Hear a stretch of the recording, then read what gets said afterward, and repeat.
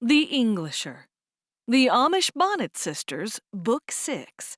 Written by Samantha Price. Narrated by Stephanie Dillard. Chapter 1. Everybody would have learned of it by now, since her half-sisters knew.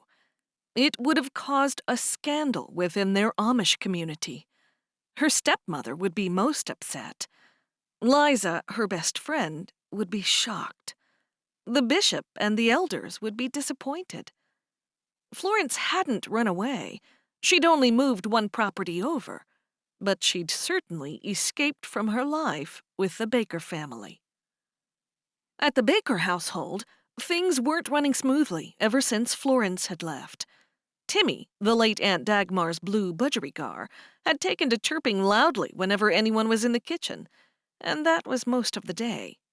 "I knew that bird would be trouble," Mom grumbled, as she sat at the breakfast table glaring at the poor little bird in his cage. "Timmy's no trouble at all," said Cherish, who'd been the one to bring him into the home from Dagmar's farm. Now her farm, thanks to Aunt Dagmar's will. Cherish plucked him out of his cage and placed him on her shoulder. "There, he just wanted to get out." Mom's mouth turned down at the corners. "He's a smelly bird." "He's not. It's just his cage. And I cleaned it as soon as I got home yesterday. I clean it nearly every day. I don't know why you're so upset." Cherish looked up, and she saw Joy frowning at her. Joy thought she was being rude to Mom, but she wasn't. Mom was being rude to her and to Timmy. "Is the bird really upsetting you, Mom?" Hope asked. "Of course it is. Everyone knows I don't like birds." Cherish frowned. "I asked you if I could have Timmy here, and you said I could." Hope agreed. "That's right. She did ask you." "It was Dagmar's bird, and she'd just died. I was put on the spot in the most dreadful way, like you girls so often do to me. You already had the bird at the house, Cherish." Before Cherish could say anything further, Favor spoke. "He's just a little bird, and he makes cheerful sounds, and his little chirping noises make me happy." "That's your opinion," Mom grunted. "I just don't like birds of any kind. Or dogs. And I'm forced to have those 2 dogs running through the house." Joy frowned. "Isaac asked you if he could give me Goldie, didn't he? He told me he cleared it with you first." Mom narrowed her eyes. "I didn't feel as though I could say no, because it was your birthday or some such occasion. But from now on, I'm going to have my say around here. I'm going to worry about myself for a change, just the same as you girls do." "That would be good. Think about yourself for a change," Joy said, nodding. Cherish glared at Joy, the sister who prided herself on being so good. Didn't she know that pride wasn't good at all? All do-gooders were prideful, in Cherish's opinion. Didn't pride go before a fall? "What?" Joy asked when she saw Cherish staring at her. Cherish put out her finger, and Timmy moved onto it. "Why are you always agreeing with her all the time?" "That would be because she's our mother. We have to respect our parents." There she goes again, with her constant corrections. "It doesn't mean she's right, and it doesn't mean she can treat us like this, saying yes to things when she really means no. It's confusing. I didn't ask to have a confusing parent. At least Dot wasn't confusing. He never said one thing when he really meant another." She moved her hand back to her shoulder, and Timmy jumped from her finger to her shoulder. "You're lucky to have any parent at all. I should have adopted you out, Cherish. 5 girls were enough for me." "Don't forget Florence," Favor said. "Yeah," Hope said. "You had 6 girls even before Cherish came along." Cherish couldn't help speaking her mind. She'd never tried to stop saying what she felt, and she wasn't going to start now. "Yeah, Mom, you should have gotten rid of me like you got rid of Carter. Tossed him out because he was an embarrassment." A stunned silence fell over the room, and even Timmy must have sensed the tension, because he stopped running from one shoulder to the other. For some reason, Cherish couldn't stop herself from saying more. "He was a product of your—" Favor, who was sitting next to Cherish, quickly covered her sister's mouth with her hand. "Don't say it," Favor urged, obviously knowing she'd say something worse. Mom jumped to her feet at the same time as Cherish scrambled to hers. She moved so fast that she scared Timmy, and he flew back to his cage. Cherish was about to get a beating, and she knew it. It was something she hadn't gotten in many years. She was much quicker than Mom, and after a quick look to see that Timmy was okay, she managed to race out of the kitchen ahead of Mom. I'm going to my room," Cherish announced, just as she had one foot on the bottom step of the staircase. Her mother hadn't continued her pursuit, and was heading back to the breakfast table. "And you'll stay there all day with no food and no water. See how smart your mouth is then." Cherish hurried up the stairs, thankful she'd escaped a slapping. She'd gotten a few stinging slaps across her face from her mother over the years. She wasn't the only one. They'd all gotten them in the past, except for Florence and her 2 older brothers. But they were too old to get into too much trouble. Once Cherish closed her bedroom door, she collapsed onto her bed. Things weren't the same now that Florence was gone. There was no escape for her from this hellhole of a place called home until she was older.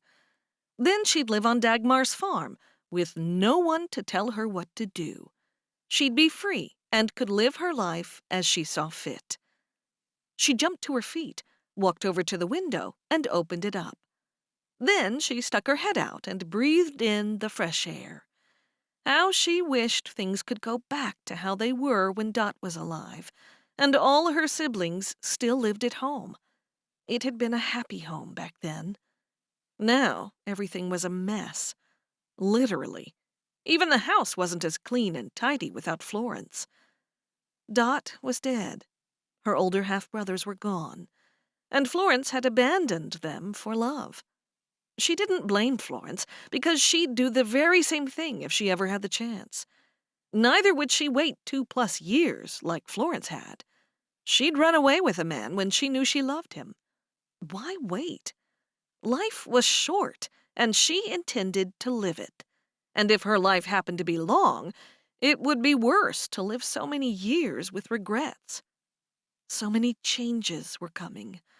Both Joy and Mom were getting married soon, and when Mom got married, Bliss and Levi would move in.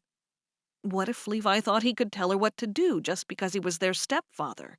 What if he gave them more chores, or expected more from them? That would be just awful. She never asked for a stepfather, and she didn't really get along with Levi. A more boring man she couldn't begin to imagine. He was too quiet, and she never knew what he was thinking. The thing that was especially distasteful was that Mom seemed to go along with whatever he said. As much as she liked Bliss, her stepsister-to-be, she didn't know what her mother had been thinking when she agreed to marry Levi. She closed the window when a cool breeze swept up. Just as well her stomach was full from breakfast. She could last all day without eating, and by night-time, Mom would have forgotten her earlier words. She normally didn't carry through with her punishments, not like Florence. Florence was really strict. Chapter 2. Florence was filled with a mixture of feelings as she stood staring out the window of the cottage she shared with her new husband. Of course, she was delighted to be in love with a wonderful man, but was a little sad when she thought of those who had been inconvenienced by her decision to marry Carter and leave her Amish community. She'd done her best not to like him, and she'd tried to make herself like the Amish pig farmer everyone thought she should marry. She took 2 steps back from the window, and the morning light fell on the glass pane, enabling her to view her reflection. It was something she'd gotten used to over the last few days, but the image gazing back at her still didn't seem familiar. Her once long hair now reached just below her shoulders, a far more manageable length. As she moved her fingers to touch some strands, a beam of light reflected off her plain gold wedding band. A ring was something she never would have worn as an Amish woman. Carter had wanted her to have an engagement ring, or at the very least, a diamond-encrusted band, but she told him she was happier with something more practical. The plain wedding band suited her just fine, and he had chosen a band for himself that matched. The dresses and skirts she wore now were shorter than the Amish dresses, had less fabric, and were a whole lot more comfortable. She found pants comfortable too, but would only wear them for outside work. Moving closer to the window once more, her thoughts turned to her beloved orchard. Stretching on her tiptoes, she could see the tops of the first row of trees and a clearing before the dividing fence. That was all. She was determined to make Wilma see sense. If Wilma put aside the silly idea of Levi managing it, that would be best for everyone. Except for Levi, but just because he'd finally convinced Wilma to marry him didn't mean he should take over. He didn't have the knowledge to run an orchard. He knew nothing. Florence groaned aloud and woke up Spot, Carter's dog. He raised his black and white head. "Sorry, Spot. Go back to sleep." He put his head back down between his paws and closed his eyes. The idea of Levi running the orchard upset her just as much today as it had the day she'd first heard it. The notion was ridiculous, and Florence hoped he knew how to keep the orchard organic and what that meant. There was a strict set of guidelines to keep within. With the orchard being certified organic, it gave them a point of difference, and without that, they'd be competing heavily on price rather than quality. In her heart, she knew Levi would mess things up. Behind his shy demeanor, he was a stubborn man, the type who would always figure he knew best. Before working out how to gain control of the orchard, Florence sat down to write a difficult letter to Earl. She had to tell him her side of things and explain why she'd left the community to marry the Englisher. Things were often best explained in letters, where one had the time and the leisure to formulate the exact wording to put across precisely what was in her heart and mind. Florence wasn't used to talking on the phone. It was uncomfortable not being able to look at the person's face when one was talking. Sometimes people didn't say what they thought, choosing not to hurt the other's feelings, but the eyes and the face couldn't deceive so readily. As she sat back down on the couch and with pen poised over the blank page, she wondered, as she so often did, why Earl had moved to Ohio so suddenly after Dot died. In the past, it had often confused her that her brothers weren't closer with Wilma, but now that she'd seen a different side of their stepmother, she could totally understand why they'd chosen to leave. Earl chose Ohio. Mark chose marriage. Why else would Mark have married Christina? She was barely polite. Her lips were always tight, and her expression disagreeable, as though she'd been sucking on something sour. Her brothers had left her in a household full of women. With Wilma spiraling into a state of mindlessness, Florence had stepped up to take over and become both mother and father.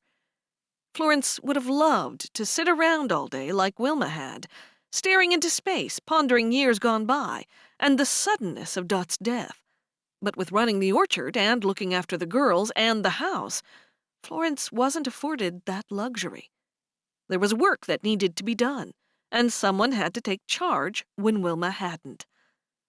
She dropped her pen on the paper, moved them to one side, and stood to look out the window once more.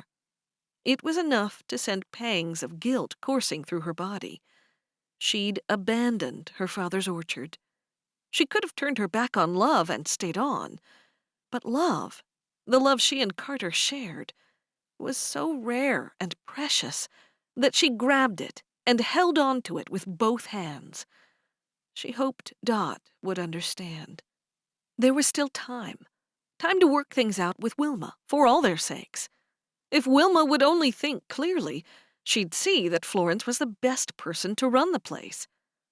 Florence pushed strands of hair back behind her ears. She still wasn't used to her hair being free. It had spent so many years pinned tight against her head under her cap.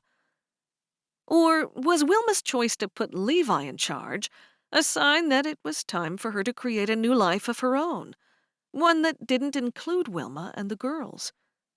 It would be hard to let go when she knew the girls still needed her. 2 of the girls had already married, and Joy, the 3rd oldest, was due to be married at the end of the year.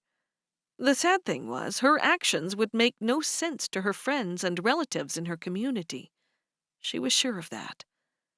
Her mind was pulled back to what outrage the scandal of her leaving to marry an Englisher would have caused. No, stop thinking about that.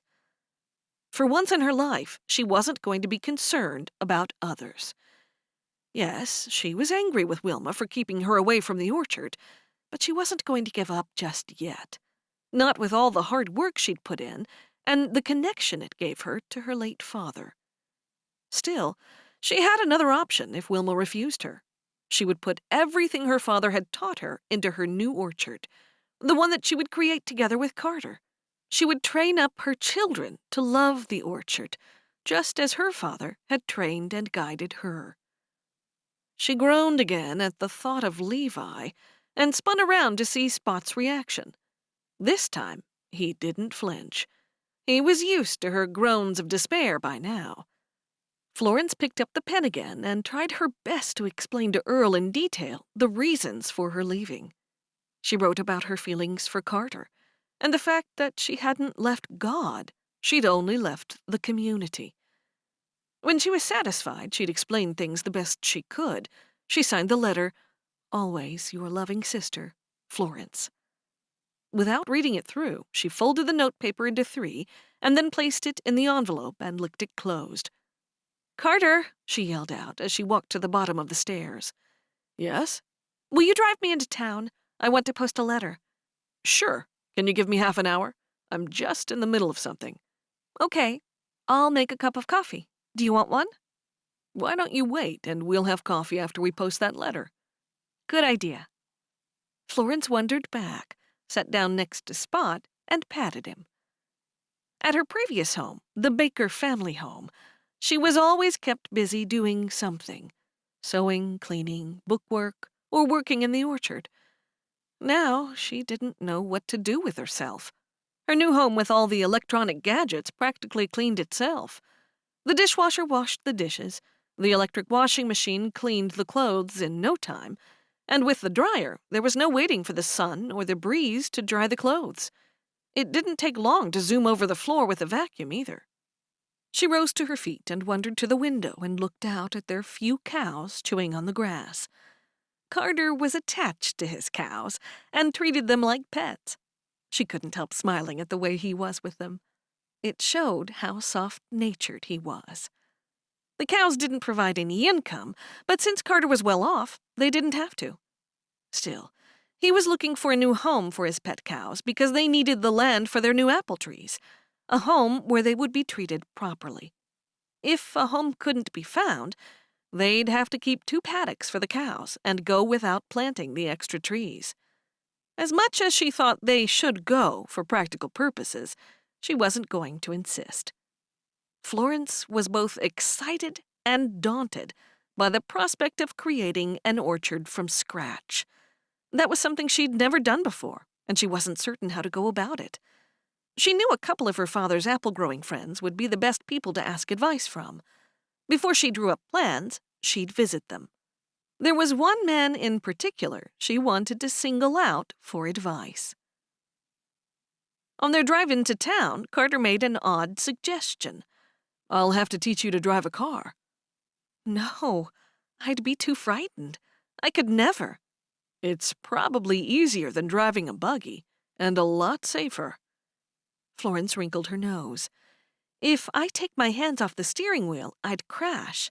But if I take my hands off the reins when I'm in the buggy, the horse isn't going to crash into anything. They use their eyes. The car can't think for itself. Technology is already there in that regard, but we don't have one of those cars.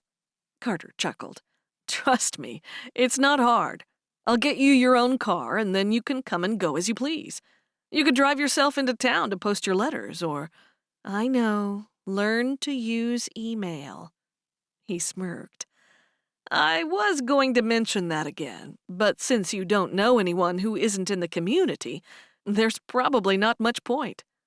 He glanced at the letter she clutched in her hands.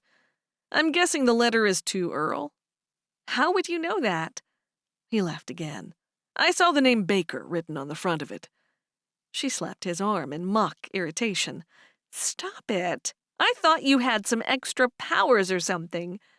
I'm afraid not. But it wouldn't be hard to guess you're writing to your older brother. To explain why you left the community, right? That's correct, she sighed. I don't know how my family members are going to react, or whether they'll disown me completely. You'll have to wait and see. The waiting part is the worst. Don't worry about anybody else. Just worry about us. I still can't believe we're together at last. My dreams have come true. He reached out and grabbed her hand. She was nervous about him driving with only one hand on the wheel. I can barely believe it either. We're married. We are. And I want to make you the happiest girl in the world. You already have. She stared at his hands. But you'd make me happier right now if you put both hands on the wheel. He laughed and let go of her hand to clasp the steering wheel. That didn't take long. You'll be driving in no time. You're already a backseat driver. A what? That's what someone's called when they tell the driver how to drive. Oh, well, I can't do that since I don't know how to drive myself. Exactly. Backseat driver. Safe driver, she countered. He shook his head. I've been thinking. I found out about my mother. You should find out more about yours. I'd love to. I really would. It was such a surprise to learn she wasn't born Amish. Everything I was told about her led me to believe she was. I mean, no one said anything different, so I just assumed. Don't worry. We'll find out what we can. I know someone who can help. I'd like that, but not right now. There's so much going on in my head. Tomorrow, I'd like to visit Liza. Sure thing. I'll drive you. Thank you. After that, I'd like to visit some orchards so I can talk with the owners. 2 of them were good friends of my father's. I need to ask their advice on preparing the ground, etc. I've never done that. I know what to do after they're planted, but I've never started from scratch. Eric Brosley would be the man who knows the most. Sure thing. He parked the car not far from the post office. She opened the door and then turned to him. I won't be long. I'll come with you. Then there's a coffee shop we can walk to. Sounds good. After that, could you drive me to Liza's? Sure thing. You don't mind? No. I've got plenty of calls I can make while I wait for you. Chapter 3. Florence was nervous about seeing Liza. She hadn't told her she was leaving, and normally she told Liza everything. She only hoped Simon wasn't home. Since it was after lunch, he should have been at work, and hopefully Liza's 2 boys would be asleep. Liza might talk to her, or at least allow her to speak, but she wasn't so sure about Simon. She was pretty certain he wouldn't approve. He'd possibly be worried she'd lead Liza astray or put ideas into her head. Carter left her at the bottom of the driveway, where he intended to stay until she finished her visit. She made her way up the driveway, and by the time she got to the door, her heart pounded. She knocked on the door, and Liza answered it, and then Liza looked around, over Florence's shoulder. Florence, I'm so pleased you've come. Are you here by yourself? Liza didn't look too thrilled to see her. I am. I hope I haven't come at a bad time, have I? Nay, it's a good time. Simon's at work, and I've just put the boys down to sleep. She licked her lips. Can I come in? It'll only take a moment. Of course. Come in. Florence could feel things had changed between them. It was only to be expected since she'd left the community. It was unreasonable to think that friendships wouldn't be broken. There was a line drawn, and Florence had stepped over it by leaving the community. Liza walked with her into the living room. The atmosphere was more formal than was usual. By now, the two of them would have been talking and laughing, sitting in the kitchen while Liza put the tea kettle onto the gas stove. "I'm guessing you've heard," Florence asked as she sat down, enjoying the aroma of freshly baked bread wafting from the kitchen. "I have. Everyone's heard. And you're married and everything?" "I am." Florence could barely believe it herself. She had thought she'd never marry. She reminded herself that nobody knew that Carter was Wilma's child, and she had to be careful. No one outside the family knew, and she guessed that's exactly how Wilma wanted it to stay. Liza groaned. "Oh, Florence, I wish you would have talked about it to me first." "Why? What would you have done?" "I would have done everything and anything I could to talk you out of it. I don't know why you didn't just marry Ezekiel instead, a good Amish man. There was nothing wrong with him. He would have made you a fine husband." "Well, if you remember correctly, he ended things with me." "I know, and then he regretted his decision, and he came back to you. You've told me everything, and you can't fool me. Why did you marry this outsider?" "His name's Carter." "I know you might think you're in love with him, but I don't see that as a good enough reason. We're only here for a short time, not to follow our own lusts." "It's love." Florence was a little disappointed in Liza. She hoped Liza, of all people, would have understood. Liza made a face. "Well, we're not to mix with outsiders. We're especially not to marry them. He'll lead you astray. His beliefs will become yours." "He really has no beliefs." "That's bad, too. He'll influence you." Liza's marriage had been rocky. "It's hard to explain why I made the decision. Life was short, and she'd lived enough of her life without love. But how could she explain that to a woman in a loveless marriage? She had something special that Liza would never have. You have to live in my shoes to know why I made the decision." "You're upset with Wilma. Is that why you left?" "I'm in love. That's why I married Carter. It's got nothing to do with how I feel about Wilma. I can't live the rest of my life for Wilma." "Oh, Florence, what is to become of you?" "Something good, I hope. I have a new life, new family, and I'm happy."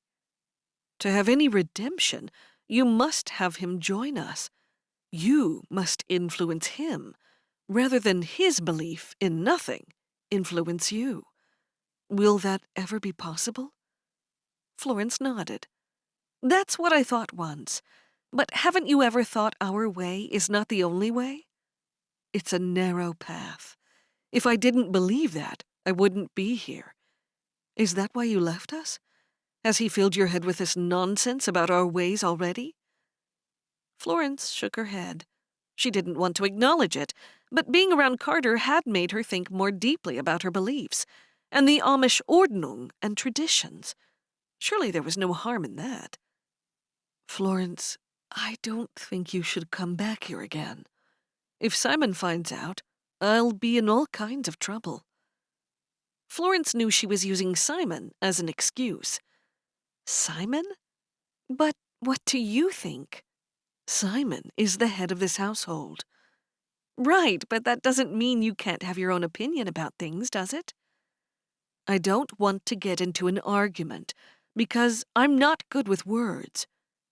"I'm sorry, but I wasn't trying to argue. I just miss you, that's all." Liza bounded to her feet. "I'm sorry, Florence, but we can't be friends while you're outside the community. Please understand." Florence stood too. She had known she'd lose friends, and that the community would turn their back on her. "Well, then it looks like I came here to say goodbye." I hope you're not upset with me. I'm not upset. I understand. I truly do. Florence walked to the door while Liza stayed put. I'll pray for your soul, Florence.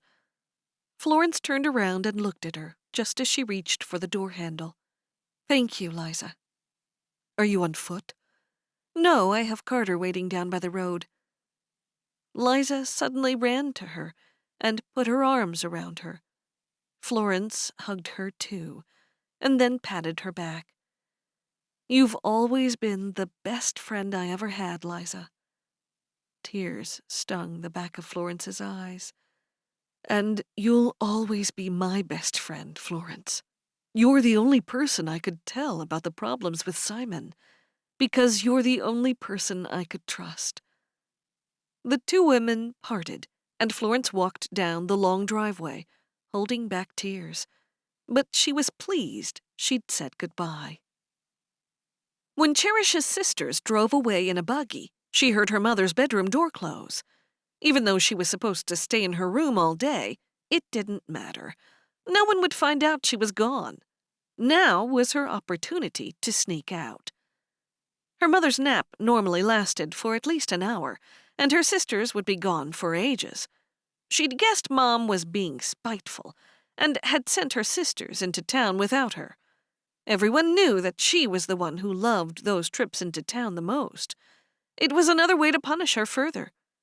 Cherish would have rather been struck by her mother's hand than miss one of her favorite caramel-flavored coffees that she got from the cafe at the farmer's market. She tiptoed down the stairs, making sure to keep to the edges so the boards wouldn't creak. Finally, she reached the bottom and hurried over to the door. The two dogs were asleep on the floor of the living room, and they jumped up as soon as she put her hand on the door. Wherever she was going, they wanted to go too. With the two dogs following her, she made her way through the orchard. All she wanted to do was see what Florence was up to, catch a glimpse of her. Her big sister's life was exciting, and she wanted to feel a part of that, too. When she got to the last row of trees, she couldn't see much, so then she decided to climb one of the trees. Ah, that's better. She'd gotten onto a branch about 3 feet off the ground, but that was all she needed to get a view of the cottage. Then she saw Carter's car. She watched the car pull up to the house, and Florence got out, followed by Carter. It was hard getting used to seeing her in English clothes, with her hair dancing about her shoulders, cut short like it was. Had Florence set a path that she might follow? It had never occurred to her to marry an Englisher. Now it had opened up a world of possibilities. She could see how suited Florence and Carter were to one another. With the world of English men opened up to her, the choices would be endless. A smile met her lips. No longer would she confine her search for a husband within their Amish community. Even though she was too young to marry, that wouldn't stop her from looking. Besides that, she didn't think she was too young to date. When Carter and Florence had shut their door, she continued to stare at the cottage. Cherish used to feel sorry for Florence, the plain spinster version. She'd been little more than a maid, cooking and sewing for the family, as well as looking after the orchard and running the store from the front of the property. Florence had held all their lives together, and now Cherish could see things in the family, the household, and the orchard beginning to erode. Even though Florence had given them lessons about the orchard and apple growing, none of them was interested. No one took much notice, because they always thought Florence would be around. Good for her, but not so good for us, Cherish said to herself, as she stared at the house where her sister now lived. Since there was nothing to see, Cherish jumped down, landing between Caramel, her dog, and Goldie, Joy's dog. I'll race you back to the house, guys. Cherish took off running, and the dogs ran beside her. Pretty soon, she stopped running, but the dogs kept going. All she felt was despair. Her mother hated her, and worst of all, Mom was getting married to Levi. Was she supposed to call him Dot? They couldn't make her. She'd refuse. After she got home, she poured herself a glass of milk and grabbed a handful of cookies before making her way upstairs. She ate the cookies while writing a letter of instructions to her caretaker, who was looking after the farm she'd inherited from Aunt Dagmar. He was a useless young man. The only good thing about him was that he was Aunt Dagmar's bishop's nephew. At least she had Ruth, the old lady from the neighboring farm, keeping an eye on him. Even though she'd left a written account of what to do, the man seemed a bit simple. It wouldn't hurt to tell him again what needed to be done. She brushed cookie crumbs off her letter, and then a pain stabbed her heart. It wasn't because she'd just drunk a large glass of milk and eaten 5 cookies while barely chewing them. No, it was because the farm was calling. How she longed to be out in the farm's air, feeding the variety of animals, and making the baskets in front of the fire of an evening once all the work was done. She had to get back there and look after the place. Otherwise, that caretaker would run it into the ground, and all the hard work she and Aunt Dagmar had done would all be for naught. Cherish let out a loud sigh. That meant she'd have to behave if she wanted Mom to allow her to return to the farm. They hadn't been getting along, and that wouldn't be easy. The other thing she could do was be so awful and uncontrollable that her mother wouldn't care where she went or what she did. 2 choices to consider. Both ideas would work. One easy and one hard. What to do? Chapter 4.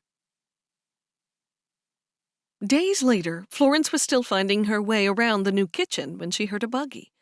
In her heart, she hoped it was Wilma coming to connect with Carter, her first child, whom she had given to her older sister to raise. Florence gasped, suddenly struck by the thought that, technically, Wilma was her mother-in-law. It was an awful thought. Florence blinked hard and saw that it was not her stepmother, not even one of her half-sisters. It was her disagreeable sister-in-law, Christina. Carter joined her in the kitchen. "Who is it?" "It's Mark's wife, Christina. Funny that she's here without Mark. I haven't even heard from him since we've been back." "You haven't told me much about her." "There's not much to tell, really. I've never been able to get to know her very well." There wasn't much to tell him about Christina, except that she was a miserable person, always sad and grouchy. Florence didn't want to say such negative things out loud. She felt bad for even thinking them. "I've got no idea why she's here. I hope everything's all right with the family." "We'll soon find out." "Come outside with me and meet her. She might not want to come into the house." "Sure." They walked out to meet her, and she climbed down from the buggy, smiling. It was rare to see a smile on Christina's face. Christina strode forward. "I'm so happy for both of you." Then she stared at Carter. "I haven't met you before. You must be Carter." She held out both her hands, and they shook hands awkwardly, with him placing a hand over the top of their clasped hands. Then they let go. "Thank you for coming to visit us. Is everything all right with everyone?" Florence studied her sister-in-law's face. She didn't look like she was the bearer of bad news. "Yes, as far as I know it is."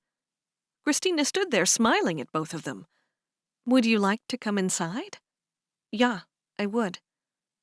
That surprised Florence. Christina had never been friendly toward her, and each time Florence had tried to get closer, Christina had seemed to push her away. Once they were inside, Carter made his excuses. "I have work to do, so if you ladies will excuse me, I'll just be upstairs." "Sure. Bye, Carter." Christina smiled, and he grinned back. Carter headed up the stairs. Christina took a look at her surroundings. "Mark said your family owned this place once." "That's right. And Dot had to sell it a couple of years before he died. Carter bought it from the original people who bought it from Dot." "Interesting. It looks a bit different now that Carter's done some remodeling of the bathroom, and he's had the entire kitchen redone. Come and take a look." She brought Christina into the kitchen and showed her all the mod cons and electrical appliances. "Well, you've really found a nice life for yourself, Florence." Christina sat down on one of the stools that were pushed up to the countertop. I'm happy. Florence giggled, feeling she should share a little of her true feelings. For the first time since Dot died, I can truly say I'm happy. Not just surface happy on the outside, but deep down. I'm glad. I'm quite surprised to see you. No one else has bothered to visit me. I didn't know if everybody would turn their backs on me. So, you and Mark are okay if I keep in contact? Of course. It was an unexpected response, but very much welcomed. Good. I don't see why not. Can I fix you a hot cup of tea, or... That would be lovely, Denka. As she made the tea, Christina watched everything she did. Wilma's not too happy about you leaving suddenly like you did. Florence glanced over her shoulder at her sister-in-law. I knew she wouldn't be pleased about it, but she's marrying Levi Brunner. She shouldn't waste her time thinking or talking about me. Unless she's going to give me back the orchard. I know. That will be a big change for her. And, I'm told, Levi will be running the orchard. I heard that. It must be hard for you to give up the orchard after all the work you put into it over the years, and your father before you. Florence shook her head. Yeah, of course I had hoped things would be different. Sometimes in life, things don't go the way we hoped. Often, it feels like. At least, that's been my experience. Florence felt like there was an invisible barrier that had disappeared between Christina and herself. It seemed as though Christina wanted to be friends after all these years. You seem a bit different now, Christina. Has anything changed in your life? She secretly wondered whether Christina might have exciting baby news. It was the only reason she could think of for her to have such a personality shift. Everything's just the same as it always was. After a pause, she added, Did you ever find out what Wilma did to me? Chapter 5. Florence screwed up her face as she switched off the boiled kettle.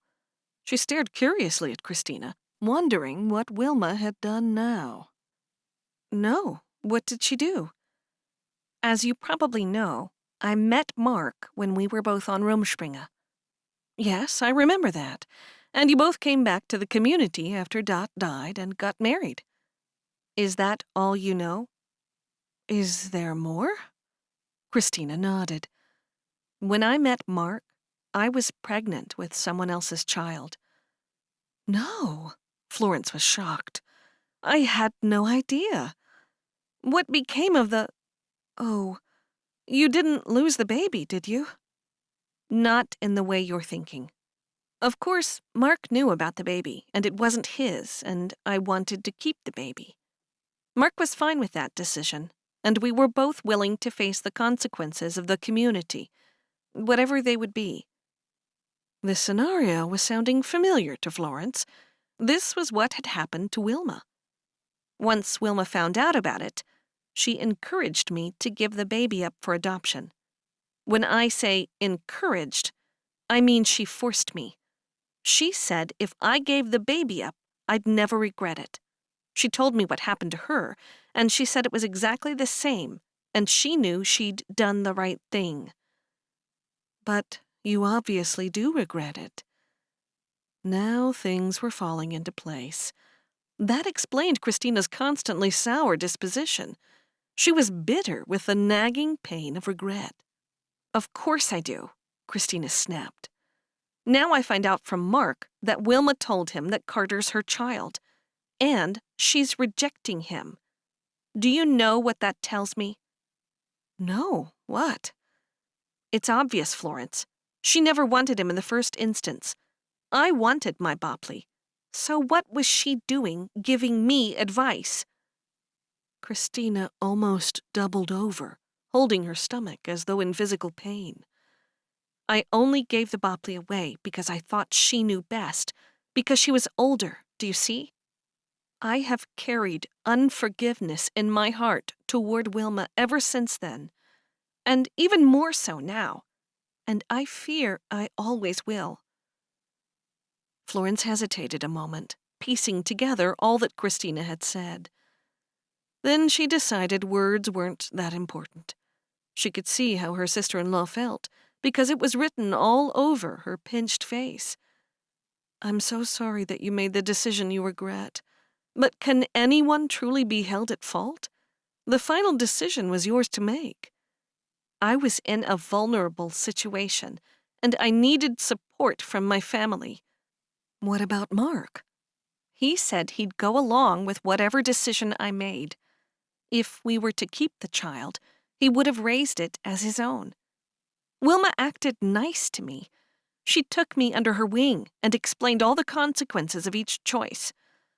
The two main things she kept on about were the people in the community finding out, and the shame it would bring." Florence nodded sympathetically. She could imagine Wilma saying that. She was always telling the girls they'd bring shame upon her. "She said I would have many, many more with Mark. And now I haven't got one single child. Not one. She said I'd have 6 in no time like she did. But I haven't. I'm sorry she said that, and sorry you listened to her." Florence poured the hot water into the teapot, knowing now why Christina was so sour. "The doctor said I can't have children. Or if I did, it would be a 1 in a million chance.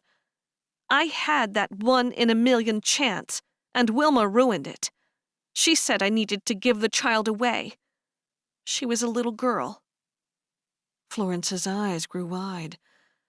A baby girl. That made it seem all the more real, and she felt Christina's pain.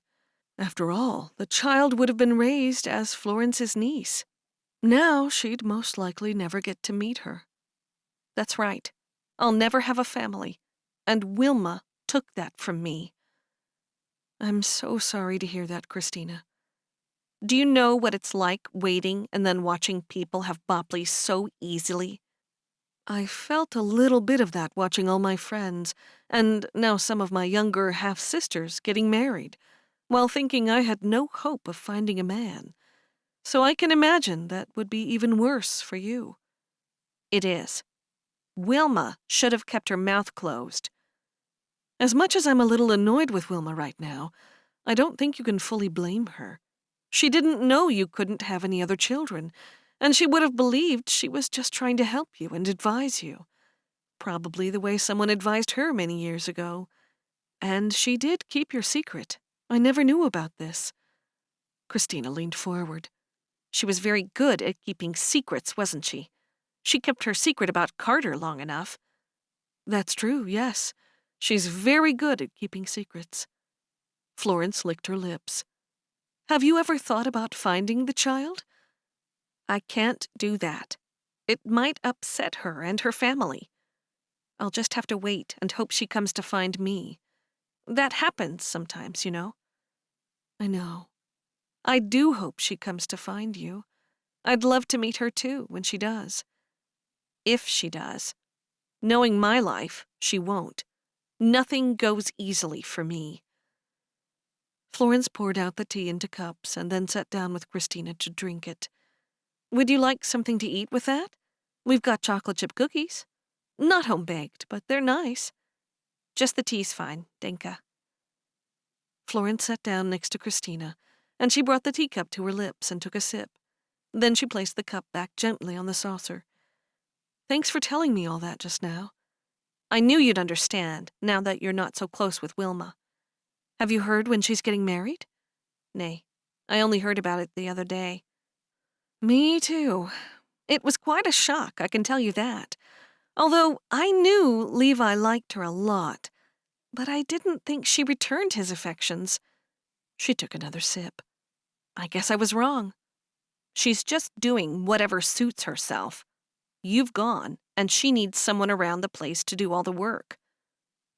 Perhaps that summed up Wilma perfectly. "I have heard he's taking over the orchard.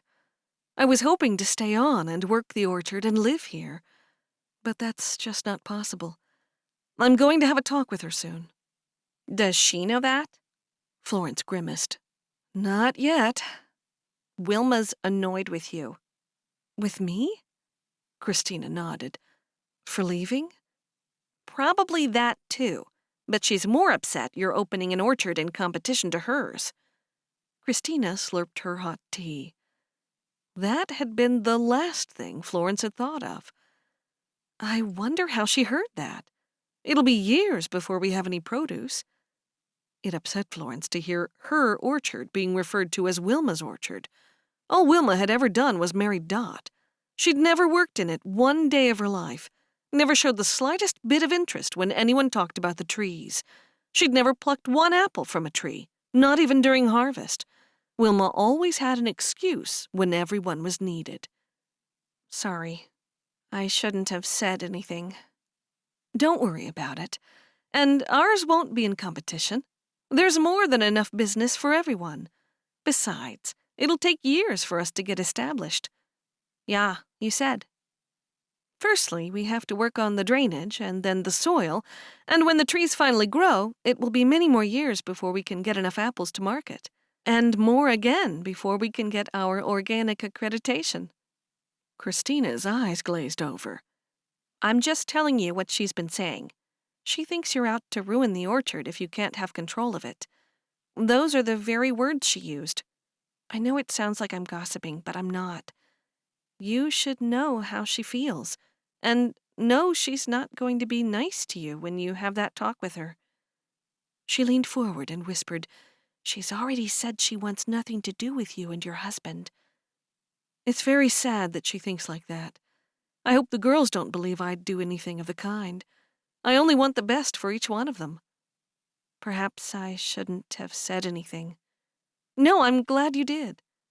She took another sip of tea. If you don't mind me asking, why did the doctors say you couldn't have any children? I had to have an operation when I was younger, and I have a lot of internal scar tissue. There's that, and also hormonal problems. They want to do a lot of medical treatments and operations, but I can't go through that. I told them no. I'm just hoping and praying for a miracle. That's what I do every single day and night. I'll help you pray.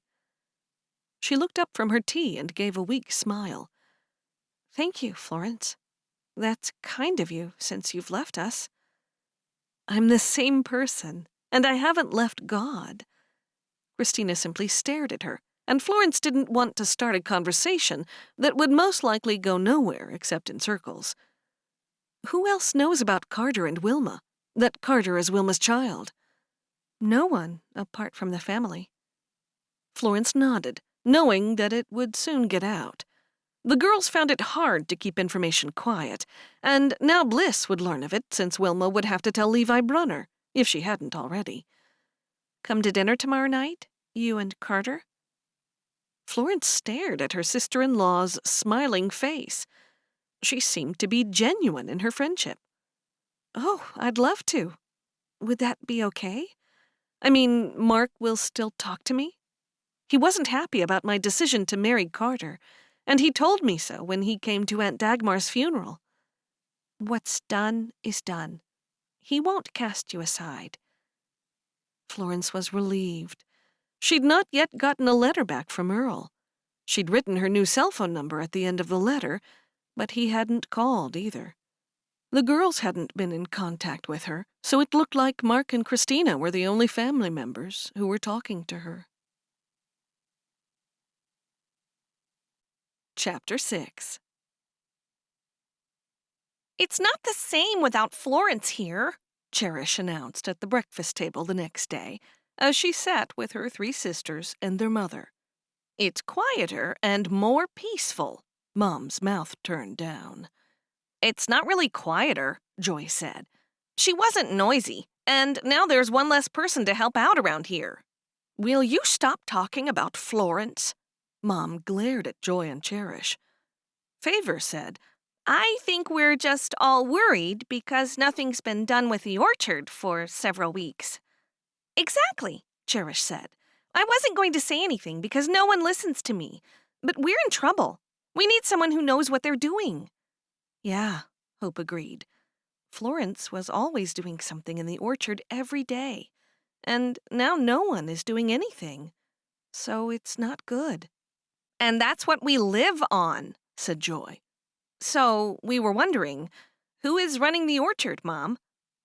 All eyes were on their mother. Cherish said, Didn't you say that Levi was taking it over? Yeah, Mama nodded. I did say that, and he is. Joy pressed her lips together. Well, he's not here doing anything. He'll be here by harvest time and when it's time to spray.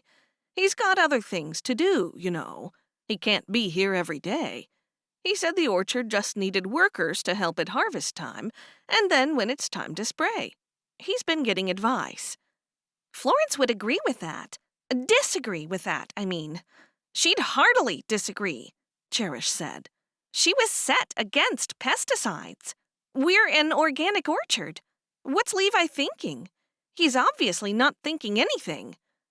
Joy shook her head. This isn't good. Mom, you're allowing Dot's orchard to slip away. What's going to become of us? Cherish whimpered. Florence would be disappointed because, is it going to be organic spray? Favor asked. You know it's not, Favor, so stop being silly. We have to trust what Levi is doing. He'll be the new head of this household when we're married. He can be head of you. He won't be head of me, Cherish said to her mother. I'll die before I let that happen. Cherish! I'll not go to my room, Mutter. Cherish glared at Mom. This is a serious thing. This is our livelihood we're talking about. He's not here working, and it's worrying all of us. The point is, he's not doing anything, Mom, Joy said. He will be. She looked at the girls in turn. Have you been talking about this amongst yourselves, then? Yeah, we have, Cherish said. You're all turning against me. This is all Florence's doing. Hope said, because we're worried about what will become of us, and what will become of the orchard now that Florence is gone? Cherish nodded. I'll say it because everyone is scared of how you'll react, but I'm not scared because I'm only saying the truth. We all have decided that we should get someone in to manage the place properly.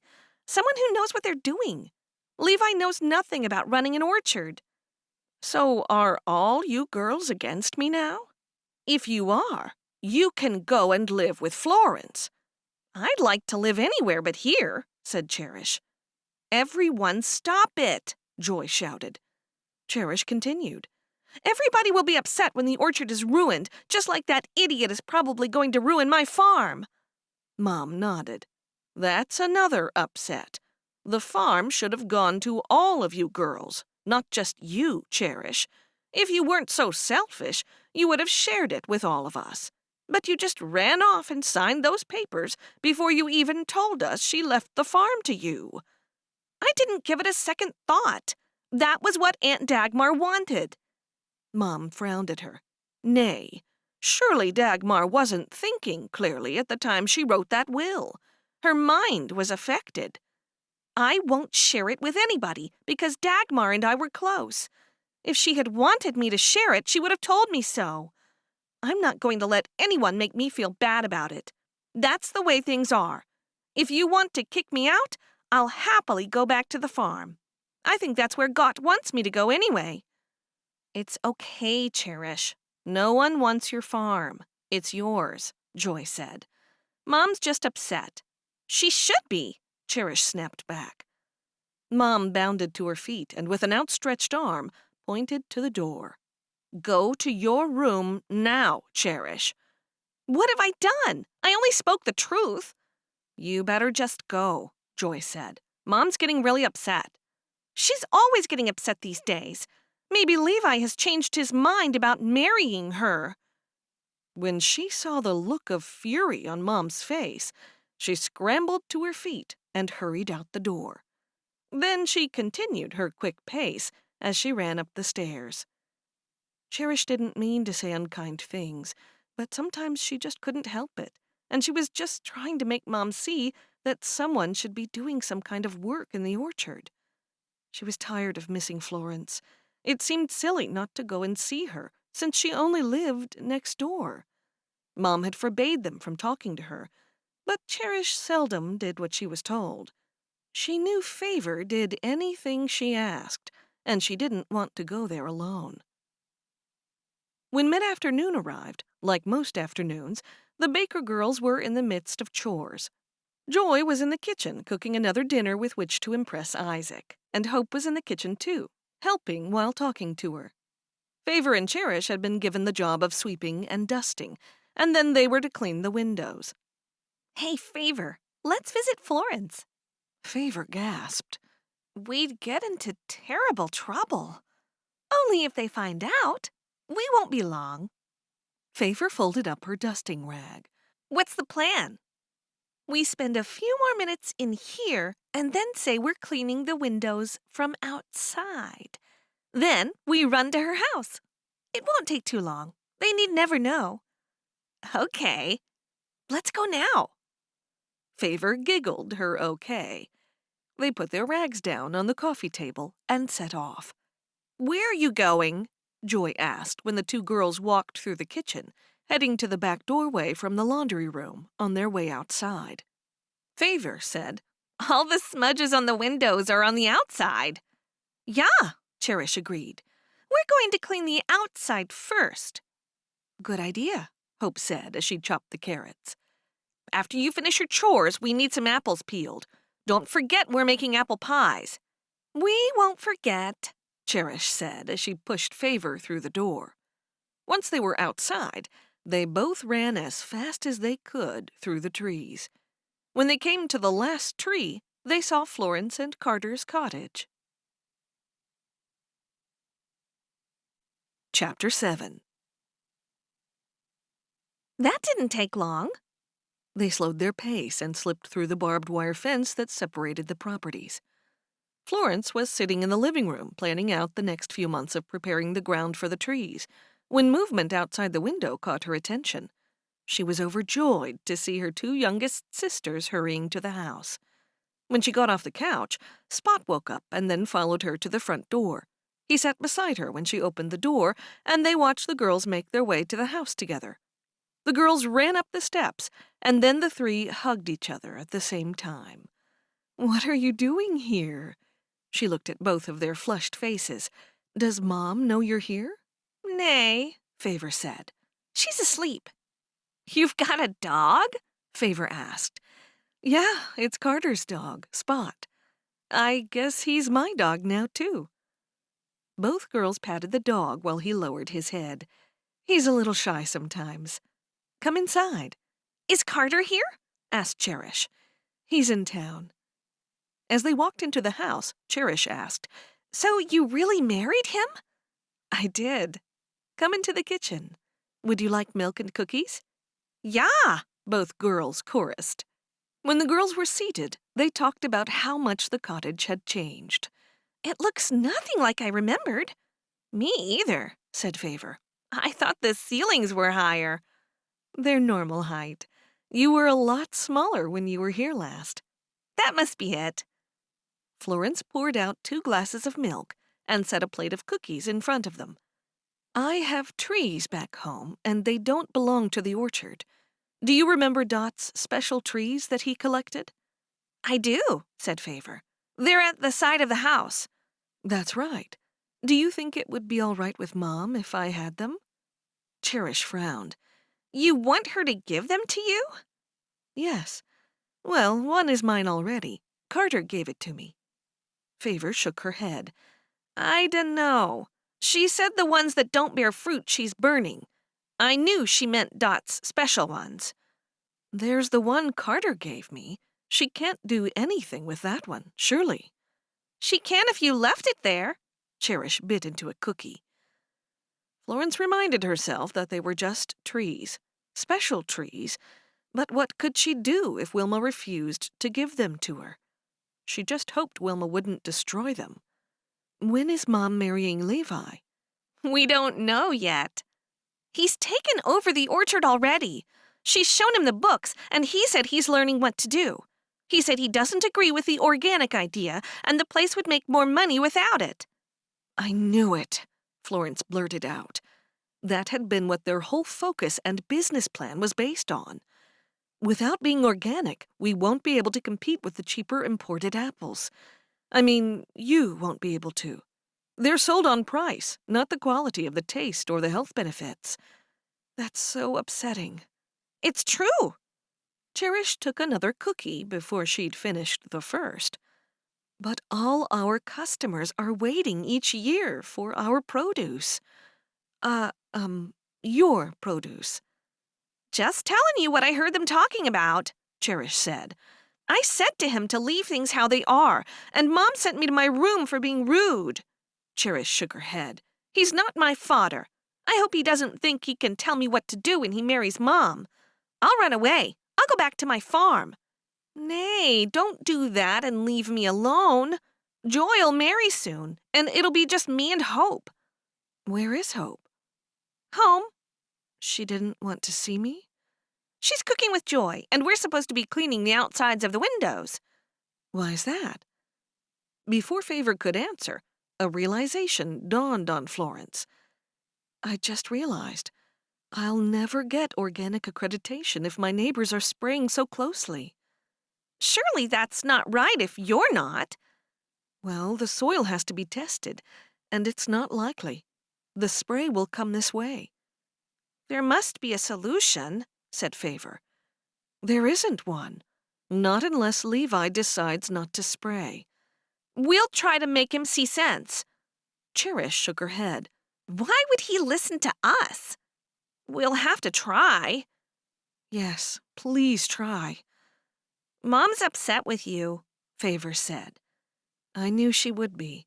I've brought shame upon her and the family, and I'm opening a competing orchard, and probably many other things. We'll have to get back soon before they see we're missing. Cherish reached for her third cookie. How's everything at your farm, Cherish? I'm trying not to think about it. I'm sure the new caretaker will run it into the ground. I only hope I've got something to take over when I'm old enough. At least you have a plan, Favor said. I have nothing to think about. Come with me to the farm when I go, and we'll live together. Yeah, Dinka, Cherish. I might. Cherish got off the stool. We really have to leave. Mind if I have another cookie? Sure, take as many as you want. Cherish grabbed hold of 2 more. 2's enough. I'll take another 2, said Favor. When both girls had taken cookies, they said their goodbyes and then headed out the door. With Spot curled up asleep on the couch, Florence watched the girls walk away. At least they were still talking to her, even if they had to sneak away to do it. Chapter 8. As Florence and Carter drove the short distance to Mark and Christina's house to have a meal with them, Florence thought about the mother that she and Mark shared. I just thought, since my mother was an Englisher, there's a good chance there might be a photo of her out there somewhere. I'd say so. It's more than likely. What was her maiden name? I don't know. If I did know, I've forgotten. It would be in the boxes in the attic on some paperwork. Only thing is, Wilma might not want me to have her things. Surely she'd give them to you if you ask. I'll write a note. I can't face her. Not after the way I left. Okay, good idea. When you're ready, I'll contact the man who helped me to find Wilma. Thanks. Maybe Mark will know her maiden name. I hope so. Tonight'll be the night to find out. It was a relief for Florence to see her brother's smiling face when he opened the door of his house with Christina by his side. He reached forward and gave her a hug, something that he rarely did. Then he shook Carter's hand. I'm pleased to meet you, he said as Christina introduced them. You both took us all by surprise. Mark backed away so they could enter into the house. It was brewing for a while, Carter said, smiling. Come through to the kitchen. Dinner's 2 minutes away from being served. It smells delicious, Carter said. It's a roast. It's Mark's favorite, and I think most men like roast. How about you, Carter? I like a roast, too. That's perfect. Carter's not used to home-cooked food yet. He's easily satisfied. Oh, I didn't mean that the way it sounded. I know it'll be perfectly delicious, especially since Carter used to eat different. A lot of takeout meals. That's what Florence means. That's right. Florence is a great cook, too, Mark told Carter. I know. I'm a lucky man. Fortunate. Blessed. Christina laughed. You don't have to watch what you say around us, Carter. Carter chuckled. Good to know. Florence could tell Carter was nervous. This was the first time she'd seen him like that. The three of them sat down while Christina placed bowls of cooked vegetables in front of them. Lastly, the already sliced roast was set onto the table. They all closed their eyes for the silent prayer. Florence had forewarned him about the silent prayer that was said by each individual before every meal. She still prayed before she ate at home, and now Carter was used to that. When all eyes were open, Christina stood and served the meat onto each plate, and then left everyone to serve themselves from the dishes of mashed potatoes, greens, and turnips. Florence said, "Mark, did you know our mother was raised as an Englisher?" He stopped chewing, opened his eyes wide, and stared at her. "I didn't know. Are you certain?" She nodded. "I found that out. Remember how I came to see you a while ago at your store, and I mentioned how no one ever talks about her, and I was trying to find out why? I remember you being curious about her, but why dredge up the past?" Florence was a little shocked. She had hoped he'd help her locate the rest of their extended family. "I want to know more about her." It's only reasonable that Florence is curious about her own mother, her mother who gave birth to her. Christina stared at Mark. "Aren't you curious, too?" He shook his head. "My earthly parents have both died, and I don't see why there's any point in finding out about them. We are who we are, and nothing will change that." When Florence didn't say anything, he added, "If you find out about her, what will change in your life?" "I don't know." She bit her lip. "I guess I just miss her. I don't remember as much as you do. I remember a couple of hazy, vague things about her, and that's all." Christina asked, "What do you remember, Mark?" "I don't remember much about her either." "I just want to know what she looked like, and I figured if she has some relatives out there, they might have a photo, and then I'll be able to see her." Christina said, "Maybe Wilma was always so horrible to you because she was jealous of your mother." Mark shot Christina a look, and then she looked down at her food. Florence felt she had to set Christina right. Wilma hadn't always been horrible. It can't have been easy having 3 stepchildren and being the second wife. She did a good job, the best she could, I'm sure.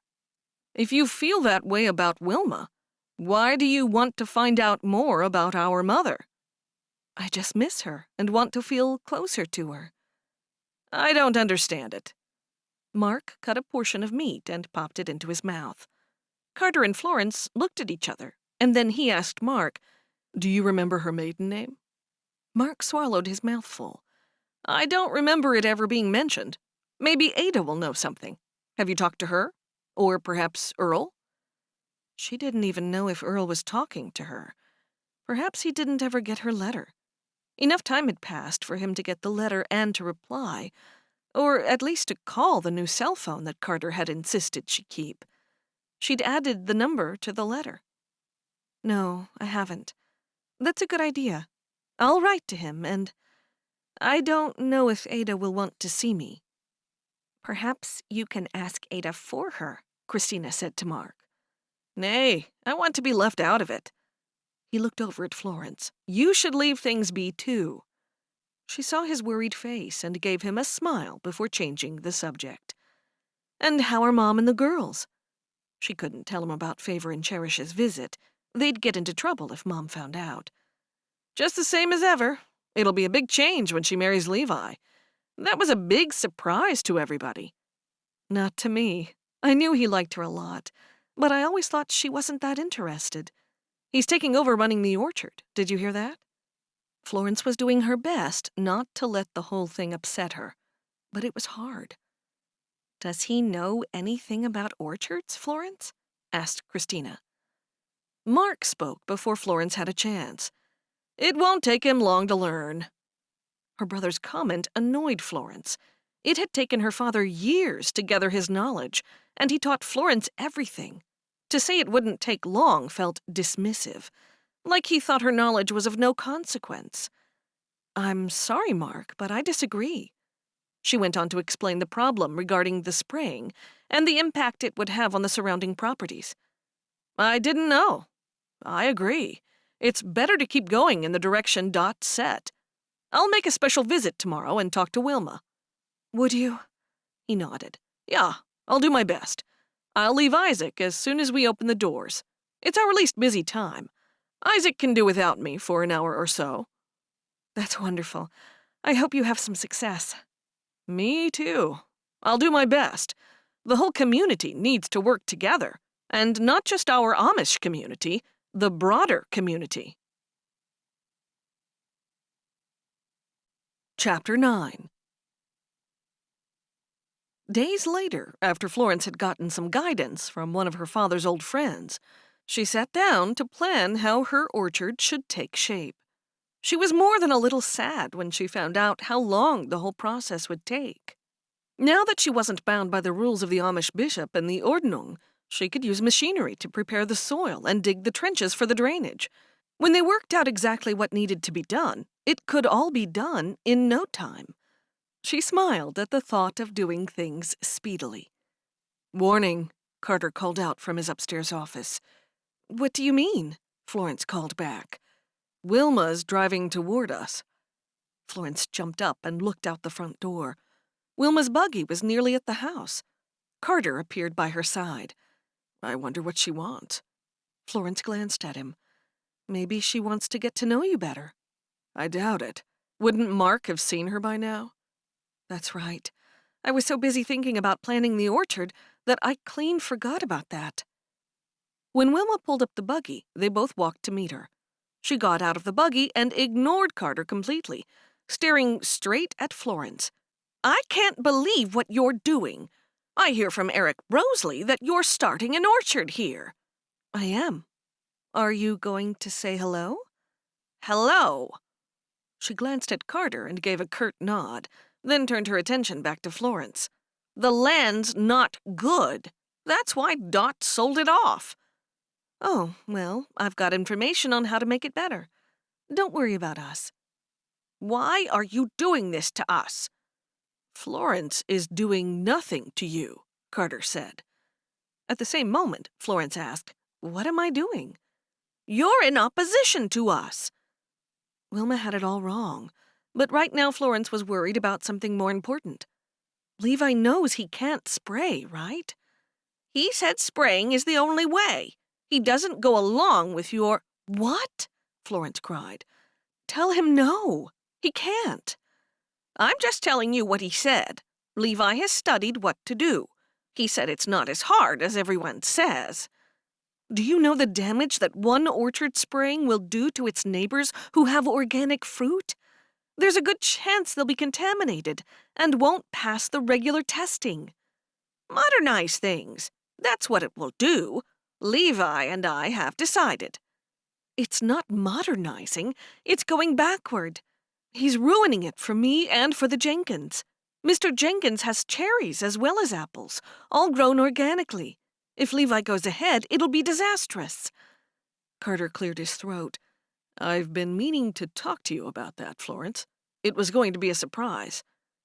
Florence stared at Carter. Now wasn't the time to surprise her with anything. Not in front of Wilma. "What was?" "I was going to take you there later today. We now own the Jenkins farm. They're running it for us." Florence was shocked. He'd bought up the 2 plots of land leading away from her old orchard, and now he'd bought the orchard on the other side of Wilma? Wilma's face immediately soured. "You think that's the answer? Throwing money around? I heard you'd bought up all the land around here. We're not for sale, just in case you try to buy us out next. Florence, what good is it if you gain the whole world and lose your own soul?" "We never asked to buy it," said Carter. "They approached me." Florence was upset with Wilma. We're not trying to gain the whole world, and no one has lost their soul. I've studied many religions, and the overriding message is love and forgiveness. I figure if I show that, I'll be right. We'll be all right." Carter smiled at his birth mother, but she would barely look at him. Florence was pleased Carter was defending himself, but it was no use speaking to people whose hearts were hardened in their ways. "There's more to it than that," Wilma hissed. "Haven't you told him anything, Florence?" "It's not for you to concern yourself with, Wilma. Now, about the orchard. I was going to come and see you to ask if you'd consider. I'd like to come over and get the heritage trees Dot collected. They aren't part of the orchard, and hardly produce much fruit anyway." "Nay, when you left with everything you deserved. You won't come and take anything away from me and my girls." Wilma's words no longer hurt her. She wouldn't let them.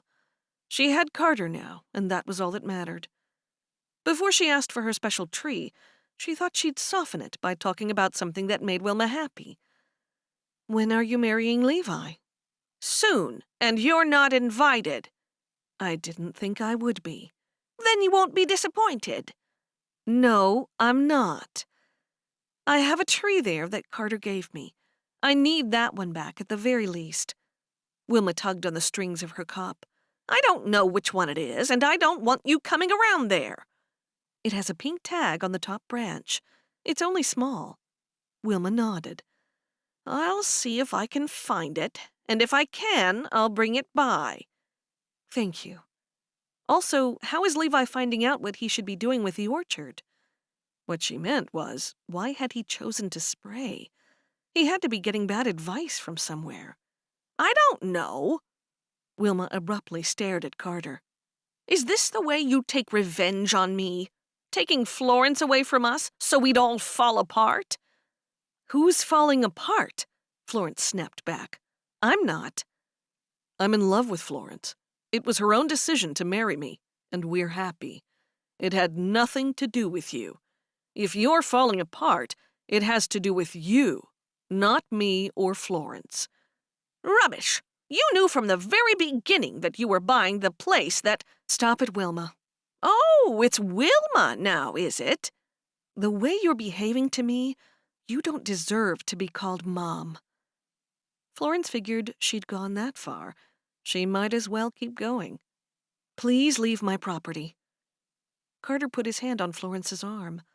Wilma turned away and got back into her buggy. They stood there and watched her drive away. "I shouldn't have done that. I'll have to wait until things cool down and apologize." "I never knew you had a temper." She faced him. "I don't." Good to know." "It's just that sometimes things slip out of my mouth before I have a chance to stop them." "I'll remember that." "Now, about the Jenkins orchard?" "Like I said, they approached me when they heard I'd bought the neighboring properties. They wanted out. They'd been talking privately about selling, so I bought it." "Oh." "It was a good business decision, that's all. It made sense."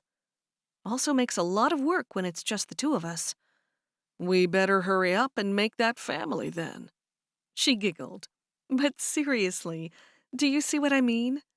"We'll pay workers when the Jenkins leave. I negotiated that they stay on for 1 year. They've agreed to run it, and we've negotiated wages. I'm sorry I didn't tell you sooner. I was going to surprise you later today." "It sure was a surprise. I need to know everything from now on. This isn't the first thing you've kept from me." "I'll make sure it's the last." He drew her into his arms. "Good. Are you upset by how Wilma is acting?" I had hoped for a different reunion, but I had been warned by Iris that she'd want nothing to do with me. I wasn't surprised, but truthfully, I couldn't help being a little disappointed. She nodded. "I can understand that." She put her head on his shoulder. That afternoon, he took her to see the Jenkins orchard. They were Englishers. Mr. Jenkins gave them a tour, and when they were done, they sat and had lemonade and carrot cake with Mrs. Jenkins and their teenage son, Fairfax. Fairfax was upset that his parents had sold to retire. He'd wanted to take over, but he was still too young. They'd had him late in life. Florence felt sorry for him. He reminded her a little of Cherish and her inherited farm, and she intended to speak to Carter about keeping Fairfax on as a worker, if he proved helpful over the next year. Chapter 10. The next morning, Florence felt out of sorts. She'd not slept for worrying about Wilma and how she'd sent her away. When Carter left for an appointment to sort out something with the bank, Florence decided to walk to her old family house and put a note on the doorstep. She'd apologize to Wilma and also ask for her mother's things. Wilma would have no use for them, and she didn't want them to be thrown out. There was also no point talking to Wilma face to face, she figured. They'd only have another argument. Florence hoped no one would see her. She went the long way around the barn so she wouldn't be seen from the kitchen window. Just when she stepped onto the porch, the front door opened. It was Joy. They stared at each other for a moment before Joy spoke. "What are you doing here after the way you treated Mom?" Florence walked forward and handed her the note. "This is a letter of apology." She took it from her and closed her hands around it. "She's not home." "Oh, then will you give it to her?" "Of course." "Thank you." "It's good to see you, Florence." "You too." Joy stepped forward and hugged her. They'd always gotten along well, and Florence was pleased Joy hadn't hardened her heart against her. When they finished their embrace, Florence said, "In the note, I asked if I can collect my mother's things. They're in the attic." "I'm sure that's all right. Do you want them now?" I think it best." "Of course. Ask Mom first." "Good idea. I'll give her the note. I'll make certain she'll say yes. It's only right that you have your mother's things." "Danke, Joy. I hope she sees it that way."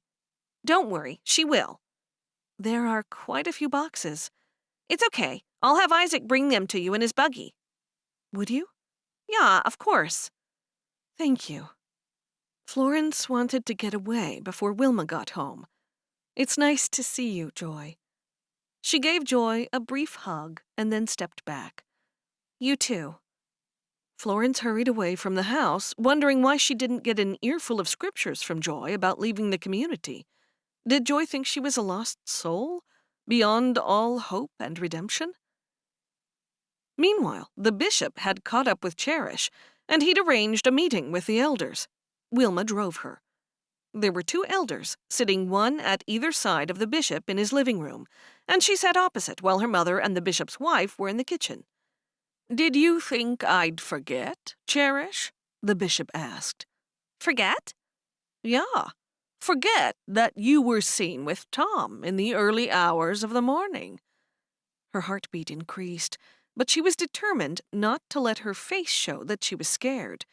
It was awful talking to the bishop. It was like he could see into her mind and was judging her for all her wicked thoughts. "Well, he told you what happened, didn't he?"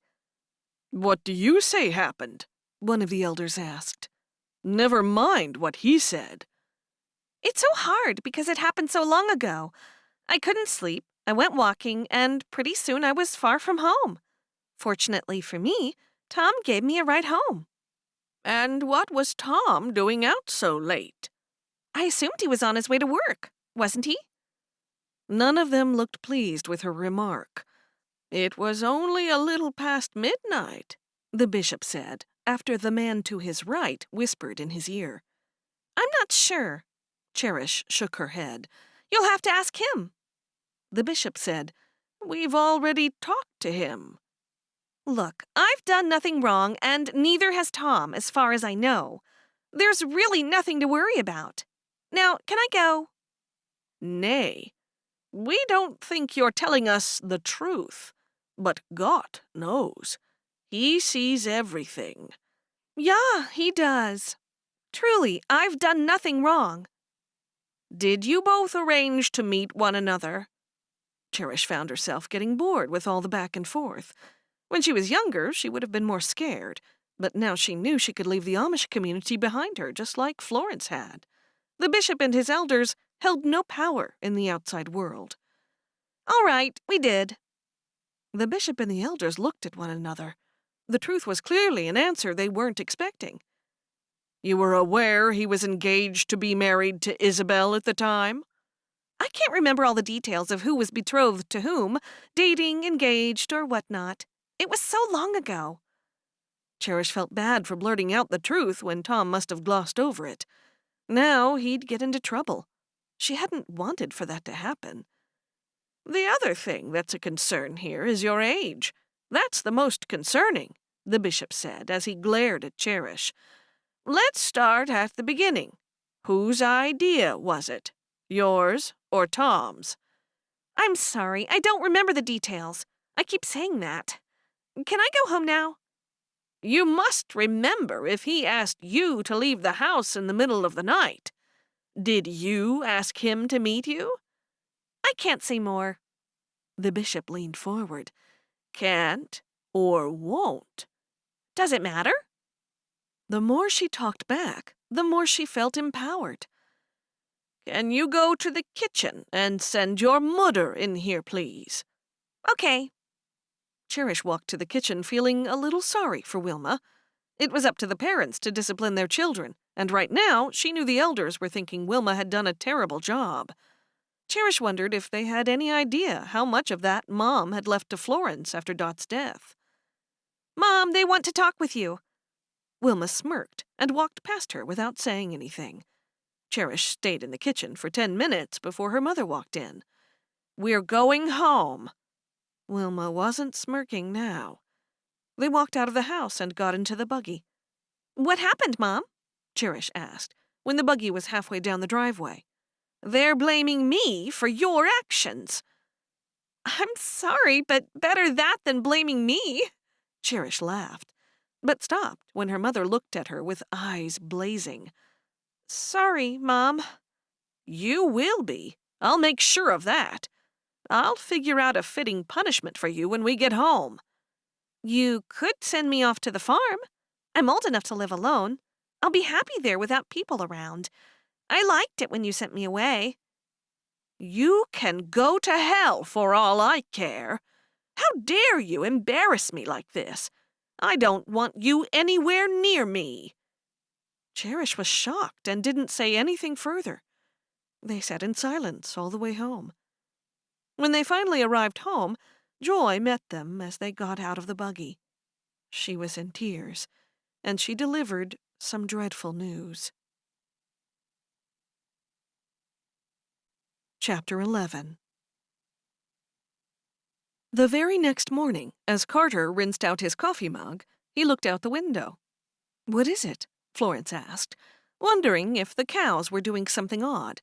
He couldn't have been looking at Spot, because he was still inside. "It's one of your Bonnet sisters." "They're actually your half-sisters, too, just as much as they are mine, which is kind of weird. Who is it?" "No idea which one it is. Can't see from this distance. I can see she's crying."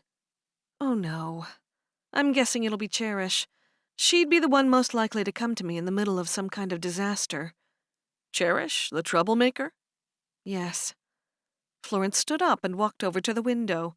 It was Cherish, and she was clearly distressed. She turned to Carter. "It must be an emergency." Florence spun on her heel and hurried to the front door, wondering who had died. When Cherish got closer, Florence saw her tear-stained face, and her heart went out to her. Rarely did Cherish cry about anything.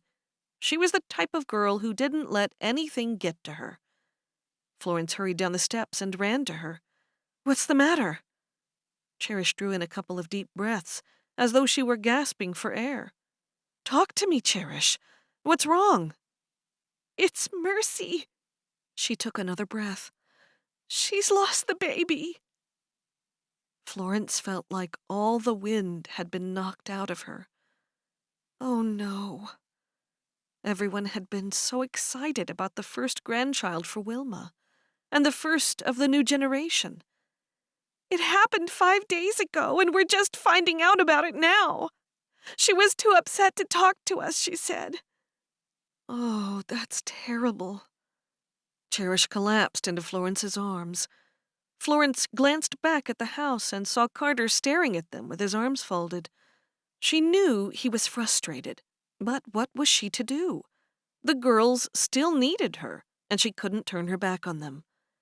I suppose she's taking it really badly. She is. She's coming here to get away. Coming to have a little break. She wants to see you. Me? Yeah.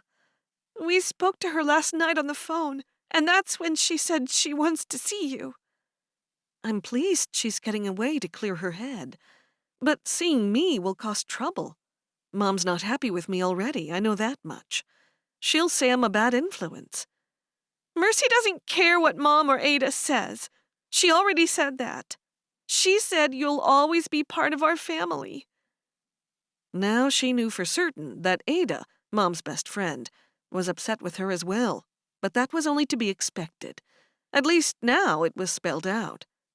How's Mom taking the news? She went up to her room and hasn't come out yet. You know what? I think you should come and talk to her. Me? No, I couldn't. Mom needs someone to talk with, and you always had a way of calming her down whenever she was upset about anything. Things have changed. She's dreadfully upset with me and with Carter. What did you do other than leave the community? It's over the orchard as well as me leaving, I think. It's best I stay away, and I know that for sure. She won't be happy to see me. It's just not right without you there. Cherish shook her head. I know, but you'll have to get used to it, because I'm not coming back. Cherish pouted as she looked over toward the house, at Carter, who was now leaning against the doorway at the front of the house. I hope he's worth it. He is. I made the right decision. I'm happy now, happier than I've ever been. That's fine for you, but what about us? Florence smiled. Cherish hadn't changed. Do you want to come inside? Okay. Do you have more cookies? We do. Once they were inside, Carter made his excuses and went upstairs to do some office work. How is everyone? Florence asked as she switched on the electric tea kettle. Dreadful now. I don't think Mercy will ever get over it. Maybe not. Tea or coffee? Tea. Just black and weak. Cherish leaned forward and whispered, Are you going to have babies, Florence? Babies with that man? That man has a name, and he's your half-brother, and his name is Carter. Oh, I wasn't being disrespectful. I know you love him very much, and that's fine. I'm just sad for myself that you left. Florence spooned loose-leaf tea into the waiting teapot. Any news from the farm? Farm? Yes, Aunt Dagmar's farm. Cherish sighed. He never answers the phone when I call. Do you think he knows it's me calling? Florence tried hard to keep from smiling. She knew that the he to whom her sister was referring was the caretaker she'd left in control of the farm. Cherish didn't see eye to eye with him, but for Cherish that wasn't unusual. Maybe the phone lines are out of order? Nay, I called Bishop Zachariah and he said they're fine. The phone in his barn is working, and so the phone in my barn should be too. I don't know. Maybe he has a hearing problem and just can't hear it. Could be, or maybe he's very busy when you call. The farm's a lot of work. When was the last time you heard from Malachi? Cherish pouted. I don't know. Would you come back there with me one time and visit? Florence knew that Carter would hate her being involved that far. Not only that, Mom would forbid it. I don't think people would be happy about that. If you're talking about Mom, she said she doesn't care about me anymore or what I do. She said I could go to hell for all she cared. Florence gasped. Really? Yeah, she's mad at me. Right then, Florence was flooded with guilt for leaving. Things were falling apart fast without her. And if things with the family were this bad, what was to become of her beloved orchard? Why's she mad at you? What did you do? Not much, really. She's upset ever since I had to go and talk with the bishop. She was supposed to punish me, but so far she hasn't. Florence had clean forgotten about the trouble Cherish had gotten into when she had been seen with a man who was engaged. Not only that, it was in the very early hours of the morning, and the two of them were seen alone. Cherish had been all set to meet with the bishop and the elders regarding it, but she'd had to suddenly go to Aunt Dagmar's to look after her. Is this about you being seen with Tom, or is it about something else? When I got back, nothing was said to me. So, of course, I wasn't going to remind the bishop. That would have been stupid. So why? Florence's head started spinning while Cherish was talking. It reminded her of all the pressure she used to have before she'd escaped the family to be with Carter. I had nothing to do with Tom canceling his engagement. Now the pieces were coming together. What? Do you mean Isabel and Tom aren't getting married now? That's right, and it has nothing to do with me. I've only seen Tom a few times since then. Florence found it hard to believe Cherish.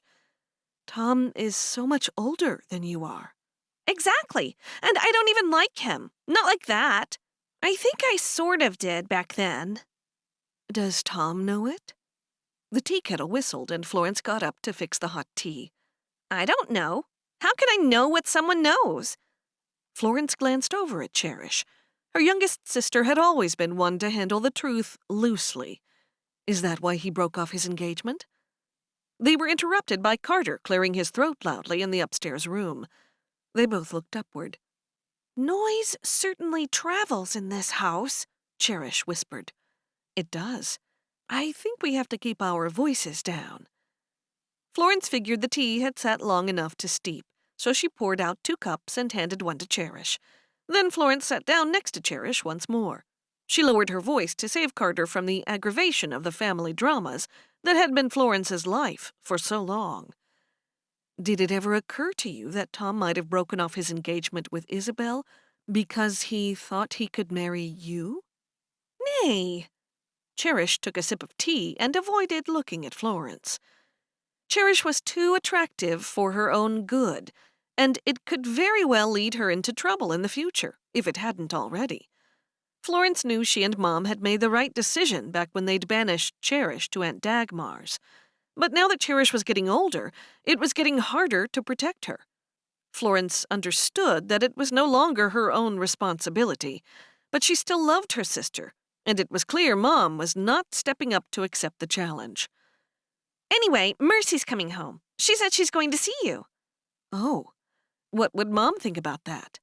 I don't know, but Mercy needs you.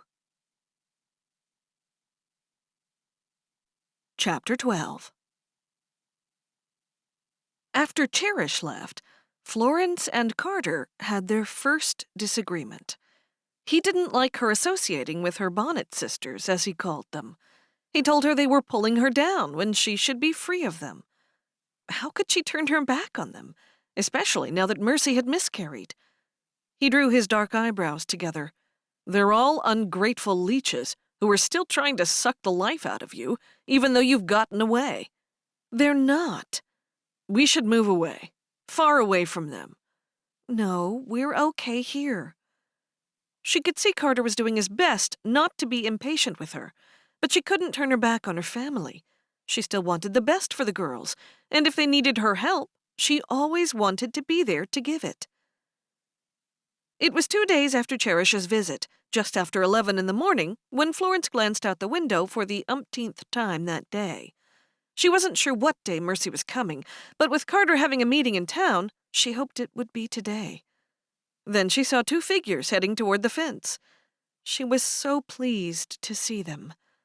Now Mercy and Cherish were doing their best to help each other get through the barbed wire fence while not snagging their long dresses. Spot had been sleeping on the couch, but raised his head when he sensed someone. He jumped off the couch and went to the door and scratched it. Florence moved to the door and opened it. "These are my sisters, Spot." Spot looked over at them, had a good stare, and then went back to the couch. He showed about as much interest in them as Carter did. Florence stepped out of the house and waited on the porch for them. Mercy lifted her hand and waved. Florence waved back, noticing that there was no smile on Mercy's lips, which was totally understandable. Mercy walked up the porch steps first, followed closely by Cherish. Florence held out her arms, and Mercy walked into them and sobbed on Florence's shoulder. "I feel so bad, Florence." "I know you do. I'm so sorry about your Bopley." "Think, After the longest embrace, Florence said, "Come inside." They walked in, and she set the girls down on the couch. "I'll make us a pot of nice hot tea." You stay there and talk to her, Florence. I'll get the tea. "Is Carter home?" Mercy asked. "No, he had to go to a meeting today." Mercy nodded and looked around. "I would have loved to meet him and see what he's like." "That's Spot," Florence told Mercy when her gaze had settled on the dog as he closed his eyes. Nice dog. "Thanks." She thought she had to make an excuse for the dog not being friendly. "He sleeps most of the day." "Are you happy, Florence?" "I'm happier than I've ever been." "I wish I could say the same. I've never felt so much sadness. Not even when Dot died." Tears stung behind Florence's eyes. She could only imagine how devastated both Mercy and Stephen were. "I had everything planned. I had names and everything. One for a boy and one for a girl. We painted the room. Stephen and his father made the crib. And now there's no Bopley. All I feel is emptiness. There's a hole where my heart used to be." Florence bit into a fingernail. There was no appropriate thing to say. Nothing to take away her sister's pain. Mercy added, "The bishop's wife said Jesus wanted the Bopley with him. What do you think, Florence? Why couldn't I have had my Bopley? It's only right." "I don't have any answers. I believe Jesus is taking care of the baby for you, but I don't think he deliberately took the baby away from you. I wish there was something I could say or do to make you feel better. Just seeing you helps. I told Stephen I wanted to move home, and he said we could if I wanted to. He said he'd find work here somewhere. But now that I've gotten back home, I don't want to move back here. Nothing's the same as it was. Mom's about to marry Levi Brunner, and with you gone, things have changed. I prefer to stay where we are." Florence didn't know what to say. She could hear a lot of clattering sounds from the kitchen, and hoped Cherish was not breaking anything. If she broke anything in Carter's beloved kitchen, it would add fuel to his fire of contempt for the Bonnet sisters and their continual dramas. "Has Mom spoken to you since you left?" Mercy asked. "We haven't spoken much, not really. Just about the orchard, and it wasn't a pleasant conversation. We have differing views on how the orchard should be managed, but I've got no say in that anymore." "I heard a little about that. Cherish told me." Mercy paused for a moment. "They don't know why I lost it. They said it sometimes happens, but I'm just worried if something like that might happen next time." "I can understand why you would be concerned," Florence nodded. "Do you?" "Yes, of course. It's natural to be fearful about something like that." "Joy tells me I shouldn't be fearful. She said sometimes we know what we shouldn't do, or shouldn't feel, but it's hard sometimes. We're all human, and we all have failings. I mean, who has 100% faith and trust at all times? I wish other people knew what you know, Florence. I'm glad I came here to talk. You've made me feel so much better." The loud sounds in the kitchen continued, and Florence tried her best to ignore them while wondering what Cherish could possibly be doing in there. "That's good. I'm glad. And how is Stephen doing?" "He's really upset and trying not to show it. He's trying to be strong for me." "And are you still as much in love with him as you were the day you married him?" Florence had no idea why she asked that at a time like this. "I'm even more in love with him now. I couldn't ever be without him." Florence nodded. "I know what you mean." Are things like that with you and Carter? Most definitely. But you seemed to know you were going to be in love with Stephen before you even met him. For the first time that day, Mercy smiled. It was a feeling, just a feeling. And I was right. Then the smile faded. But I didn't know I was going to lose the Bopley. Not in 1,000,000 years did I consider it would happen. I didn't even think about it. When Cherish carried the tea items in on a tray, Florence was relieved. You found everything all right then? I did. It wasn't too difficult. I was going to make coffee, but then that coffee machine looks a bit complicated. It was then Florence realized all those loud noises were Cherish trying to operate the built-in coffee machine. Carter loved his coffee, and Florence hoped Cherish hadn't broken his machine. It's not really difficult. I can make a coffee if that's what you would prefer. She looked at each of the girls. Not for me. Mercy shook her head. Me either. Hot tea will be all right just for today. Florence eyed her carefully. Did Cherish know the machine was broken? And was that why she said she didn't want coffee? After all, it'd be better for Cherish if someone found out the coffee machine wasn't working after she left rather than before. Cherish is still getting herself into trouble, Mercy giggled. Florence nodded as she reached for her teacup. I know. I heard about her meeting with the bishop. She looked up at Cherish. Did you have another meeting already? Yeah, I did. It was with just the bishop and his wife this time. I just said I liked Tom, but I didn't set out to do badly. Then I told him that I was out for a walk, and Tom was riding by and asked if I wanted a ride. Wait a minute, Florence said. Was this that same time you were both seen together at 2 o'clock in the morning? It was. And they believed what you said? They did. I said it, so they believed it. Cherish, please be careful. Lying never got anyone anywhere. Remember that. Cherish shrugged her shoulders. Everyone lies to some degree. Florence narrowed her eyes. That's not so. Well, everyone's deceptive in some way at some time. I don't like to think that's true, Mercy said. Florence is deceitful. Mom said so.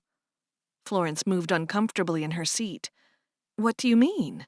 Mom said you were always going to leave the community and marry an outsider, and that's why you never got baptized. Cherish, Mercy said. That's totally untrue. It's okay. It doesn't bother me, Florence told Mercy. I know that's not true. I'm not sure why I never got baptized. It's something I always thought I would do right before I got married. I was always committed to God in my heart, and still am. Anyway, nothing would change how some people feel about me. I know certain people aren't happy with me, but I've got a new life now. I can't let their negative thoughts or words affect me. Never leave us out of your new life, Mercy said. You're our big Schwester, and always will be. Florence smiled and felt better. Before you leave, I'll give you my cell phone number for emergencies, or just a call if you ever want to talk. I'd like that, Dinka. Does Mom know you're here today? Chapter 13. Nay, Cherish answered. She thinks we're walking around the orchard. I suspected as much. We didn't really mean to lie, Mercy said. We just didn't want to upset her too much. That's all, added Cherish. I told you, everyone lies. It was so we wouldn't hurt her feelings, but it was still a lie. Mercy took a sip of tea and lowered the cup to the saucer. Anyway, I'm a grown woman. I don't have to make excuses to my mother. But you still do, Cherish told Mercy with a giggle. I suppose I do. She'd say that while I'm staying under her roof, I have to follow her rules. Maybe I could stay here. Mercy swiveled her head as she looked around the place. Carter would hate it. Besides that, no one in the community would find it appropriate if Mercy stayed with her. Maybe your bishop wouldn't like you staying with someone not in the community. Yeah, I didn't think of that. Besides, this place is pretty small. We've only got one bedroom and the office. The office had been 2 small bedrooms. Carter had knocked out the adjoining wall and had made them into one bigger room for his office. You have a comfy couch, said Cherish, as she bounced up and down. I'll have to remember that if Mom kicks me out. Don't get me involved, please, Florence said. Better still, don't go doing silly things that will make Mom cross with you. I'll try not to, but sometimes it's hard. Sometimes people get annoyed with me for nothing at all. Mercy and Florence exchanged smiles. They both knew how much trouble Cherish could get herself into without even trying. Mom wasn't too happy when Tom called around to see you yesterday. Exactly, and that wasn't my fault. I can't control what he does. I didn't even ask him or want him to come and see me. Florence couldn't help herself. She had to offer advice. Have you told him you're not interested in him? I couldn't be so cruel as to do that. Maybe it would be kind. Once he knows you're not interested, he can go back to Isabel and make amends. She wouldn't have him back. And anyway, I saw her riding in Samuel Yoder's buggy the other day. It looks like she's got somebody new, and that didn't take very long at all. It was the same old dramas, and Florence was glad she'd gotten away. Do you like it here? Asked Mercy, looking around once more. I do like it, but it's a little sad living next door to my childhood home, where I'm not welcome, and next to my orchard. And it'll always be my orchard, no matter what anybody says. Pretty soon it'll be Levi's orchard. Cherish turned up her nose. We'll have to take orders from him. And does he even know what he's doing? Florence wanted to block her ears. She'd never get used to that idea. I know, and I'd never thought that that would happen at all. She looked over at Mercy and hoped she was feeling a little better, at least for now. How long are you here for? I'm not sure. Stephen said to stay as long as I want. I'm thinking to go back soon now I've had my visit, and I'm glad I saw that you're happy. I was worried after what I'd heard about Carter. Who would believe that Mom could keep a secret like that? She had a son, and we have a brother. I wish he would have been here for me to meet. I know, and I'm sorry he wasn't. You'll meet him. He's just getting used to the idea that Wilma knows who he is and everything. She wanted to say he was getting used to the idea of Wilma's cold-heartedness. In a funny way, he was being a little that way to his half-sisters. Couldn't he see that? And Carter doesn't even look like us, Cherish added. He's so tall. Mercy pouted. I've never even met him, and Honor has. Stop by tomorrow. He should be home all day. I don't think he's got any meetings. I would love that. Good, so would he. Mercy smiled again. It's funny that we are doubly related now through marriage as well as Dot. You're our half-sister, and you've married our half-brother. That's right. It is a little odd. Cherish slurped the remainder of her tea and set the cup back down onto the saucer with a loud, clanging sound. We'd better go now, Mercy, or Mom will think we've been gone on an awfully long walk. Okay. Mercy stood up. What time should I come back tomorrow, Florence? Why don't you make it mid-morning? Gut. And if Mom's got something else organized for us, I shall just tell her I'm not feeling up to it, and then I'll come and see you and Carter. Cherish giggled loudly. See? Everyone lies, just like I said. I'm always right about everything. Mercy frowned at her, and then said to Florence, I do hope he likes me. He will. Why wouldn't he? Your family, after all. Florence knew that Mercy and Stephen's baby would have been old enough that they would have had a funeral. But since Mercy hadn't mentioned it, she wasn't going to either. What are you two going to do with the rest of the day? Florence asked, as she walked the girls to the door. Not much of anything, I hope, said Mercy. I just want to have a rest. Ada and Samuel are coming for dinner, and also Isaac, as usual. Joy's cooking. As usual, Mercy repeated, which made Cherish giggle. Not much has changed, then, Florence said. That's right. Except Levi and Bliss will be there as well. They're at the house nearly every other day for dinner. You better get used to it, because soon they'll be there every day for dinner. Cherish made a grumbling sound from the back of her throat. I can't wait to get out on my own. Bliss was nice once, but now she's treating me like I'm an idiot, just because I'm younger than she is. And she better not be thinking it means she can boss me around after the wedding. Don't worry about it. Everyone will have some adjusting to do. I'm not worried. As soon as I'm old enough, I'm going to go back to my farm. Spot jumped off the couch, walked over to them, and sat by Florence's feet. The girls told him goodbye, and he just stared up at them. He didn't seem too trusting of strangers. When Cherish put a hand out to pat him, he lowered his head and looked up at her, showing the whites of his eyes. Cherish removed her hand. He won't bite, will he? No. At least, I don't think so. He's generally pretty mild-mannered. I think he's an old dog. That's why he doesn't have much energy. Not like Goldie and Caramel. Florence patted him. He's a funny dog. Yes, he is. I thought he was going to bite me there for a second. I'll give you my number. Florence found pen and paper and quickly scribbled her number down twice and gave a note to each girl. When they had said their goodbyes, Florence crouched down beside Spot, and they both watched the girls leave. It's just you and me now, Spot. At least until Daddy gets home.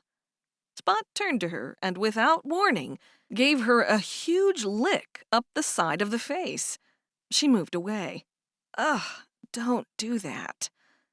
The coffee machine. Chapter 14.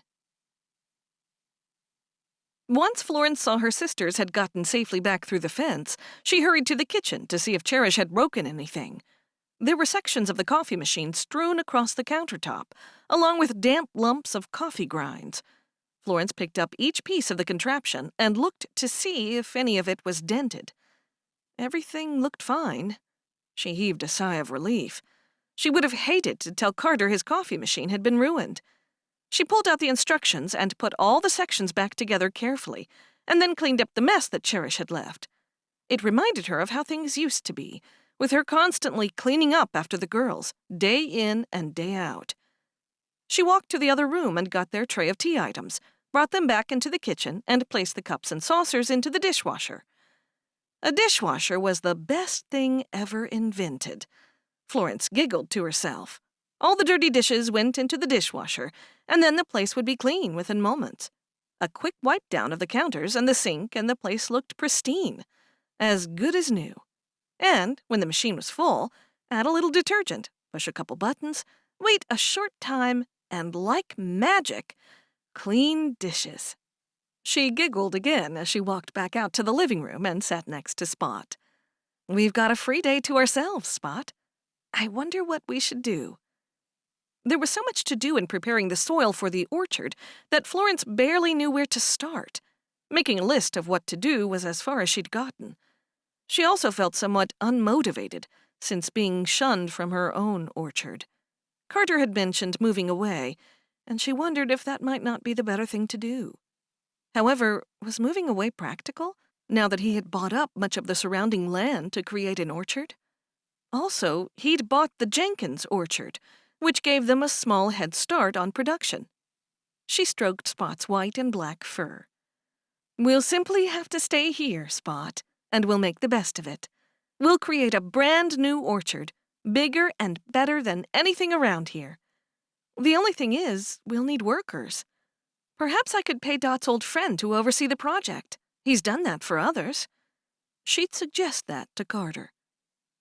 Florence spotted Carter's laptop on the other side of the room. She fetched it and sat down with it on her lap. The night before, he'd been showing her how to play chess on the app he and his team had created. It seemed a complicated game and rather a waste of time. She closed the lid and put it back where she found it. Then she went up to their bedroom to get her needlework to fill in time while Carter was out. Unlike chess, when she finished her needlework, she had something to show for it. When you finished a game of chess, you had nothing. She'd rather play a game with another person, like the card games they used to play as a family before their Bible readings. That was what they'd done when Dot was still alive. Her life, and so many things in the family, had changed after his death. When she found her sampler in one of her drawers, she noticed the letter her mother had written to her. She sat down on the bed with the letter in her hands, and then she held it close to her chest. Her mother had touched the same page. It was the only significant reminder she had of the mother she could barely remember. It renewed within her a desire to learn more about her. Now that she had left the Amish, she couldn't ask anybody in the community about her mother. So she had to find someone outside of the community, some relatives or some friends. She spent the next 2 hours sewing, waiting for Carter to come home. Carter opened the front door and called out, "Is the coast clear?" She dropped the sewing into her lap at the same time as Spot jumped off the couch and ran to meet him. "They've come and gone." "Thank heavens for that." She giggled. He patted Spot, walked over, and kissed her on the forehead, and then sat down next to her. "And what have you been doing today, Mrs. Braithwaite?" "A bit of this, a bit of that. I've been doing some more thinking about my mother." "I've got somebody on the trail already. It's a little difficult, though, since I don't have much to go on." "I know. Joy said she'd see that Isaac brought the boxes in the attic to me. That hasn't happened yet." "These people helped me find my mother, so they'll be able to help me find yours." "Thank you." "How is Mercy?" "Distraught, thoroughly distraught, as she would be." "It's very sad." She was pleased he was softening somewhat. "She's coming back tomorrow to see you. She's never met you." He sat straighter and smiled. "She wants to meet me?" "Yes, she does. She seemed to like the idea of having another brother." "Good. Then I'd like to meet her." Florence giggled. "You'll like her." "She's the oldest?" "That's right." "I'm looking forward to it." Chapter 15. The next day, Mercy came to visit Carter. After a while, Florence left them alone to talk. While she was by herself, her thoughts turned to Earl. She'd heard nothing from him. Had he received her letter? Or perhaps he wanted nothing to do with her since she had left the community. When Mercy left and Carter went into his study to do some work, Florence walked outside and called Earl from her cell phone. He worked in a lumber yard, and she was so pleased when he was the one to answer the phone. "Earl, it's me, Florence." There was silence on the other end of the line, and Florence held her breath, hoping he wouldn't end the call. "Florence, I wasn't expecting to hear from you after your letter." "So you did get the letter?" "Yes. I'm sorry I haven't replied yet. Things have been pretty hectic around here. I've made a couple of attempts." "You're still talking to me, then?" He chuckled. "Of course I am. You'll always be my sister, and I'll always talk to you. I know we haven't kept in touch as much as we should over the years, but you're in my thoughts every day." She got teary-eyed when he said that. "And you're in mine, even though we're apart." "Who is this man you married?" She giggled. "Have you got time to talk?" "All the time in the world. I'm in on my break right now." "It sounds like you haven't heard the full story." "I've heard bits and pieces. Tell me everything." "Wilma obviously doesn't want this to get out, but since you're part of the family, you should probably know." "What's happened?" "Nothing, but something happened many years ago." "Tell me." "Wilma had a baby before she dated and married Dot. She had a baby in secret and then adopted him out." "Is that right?" "It is." She started walking slowly instead of standing still. She was too used to the phone in the barn that was attached by a cord. This is better, she thought, liking to be able to walk around while talking. "I find that hard, very hard to believe." "It's true." She had hoped he'd heard more so she wouldn't have to be the one to tell him. "When did you find out?" "Only very recently, because Carter, the man I married, is the child she adopted out." "No." "That's right." "That's hard to believe." "I can barely believe it myself, but it's true." She glanced back at the house. You've married our stepmother's illegitimate child? Well, it's not something I set out to do, believe me. How did Wilma find him? It's not like that at all. She didn't want to find him. In fact, she won't even speak to him. Well, barely. He grunted. I'm not surprised. Nothing she does amazes me. She wasn't sure what he meant, but neither did she want to ask. She'd save that topic for another time. I hope you thought this decision through, Florence. Leaving the community or marrying? Yeah, and yeah. Both of those things. I thought it through. It's not something I would ever do lightly. You know me. I do. That's why I was surprised to get your letter. You were so entrenched with the family orchard. I thought nothing or nobody would ever get you away from it.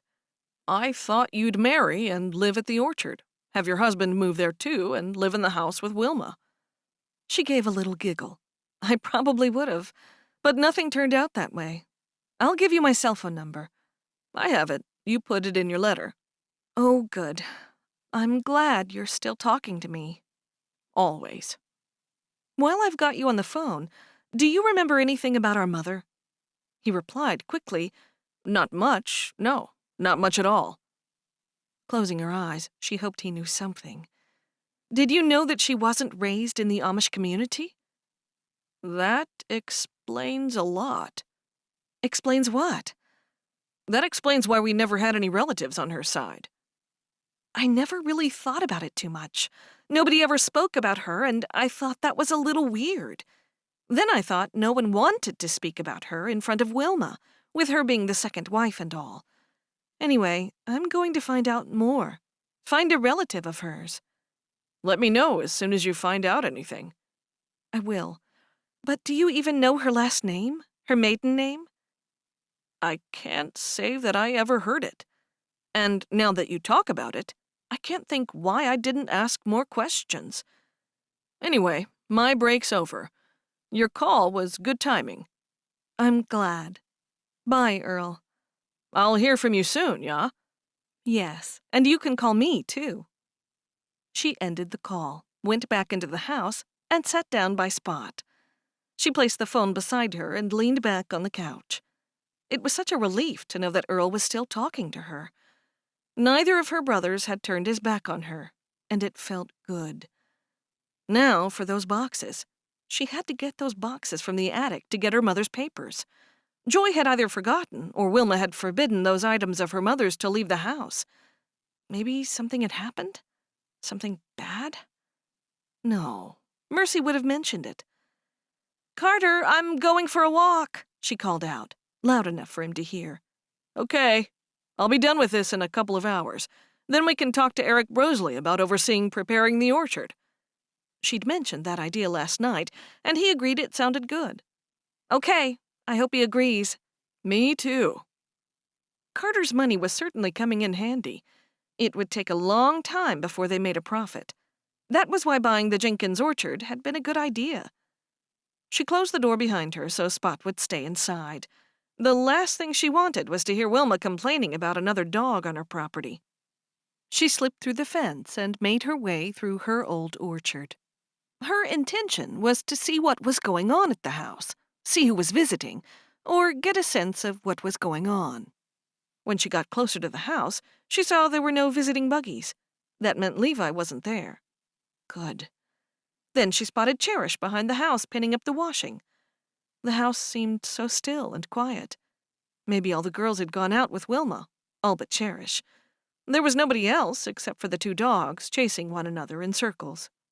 She crouched down and watched Cherish for a while. It was odd to see Cherish doing chores.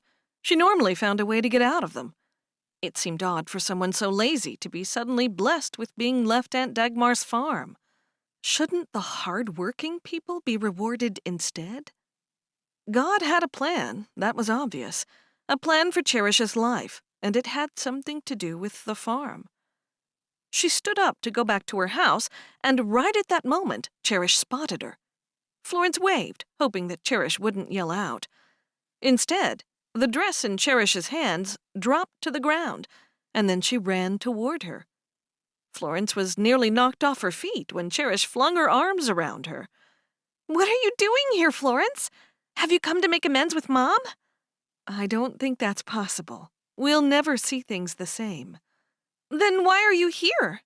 I was just worried, that's all. I asked Joy to bring me some things from the house, and she said she would have Isaac bring them. But I've heard nothing. What things? I've got my mother's boxes in the attic.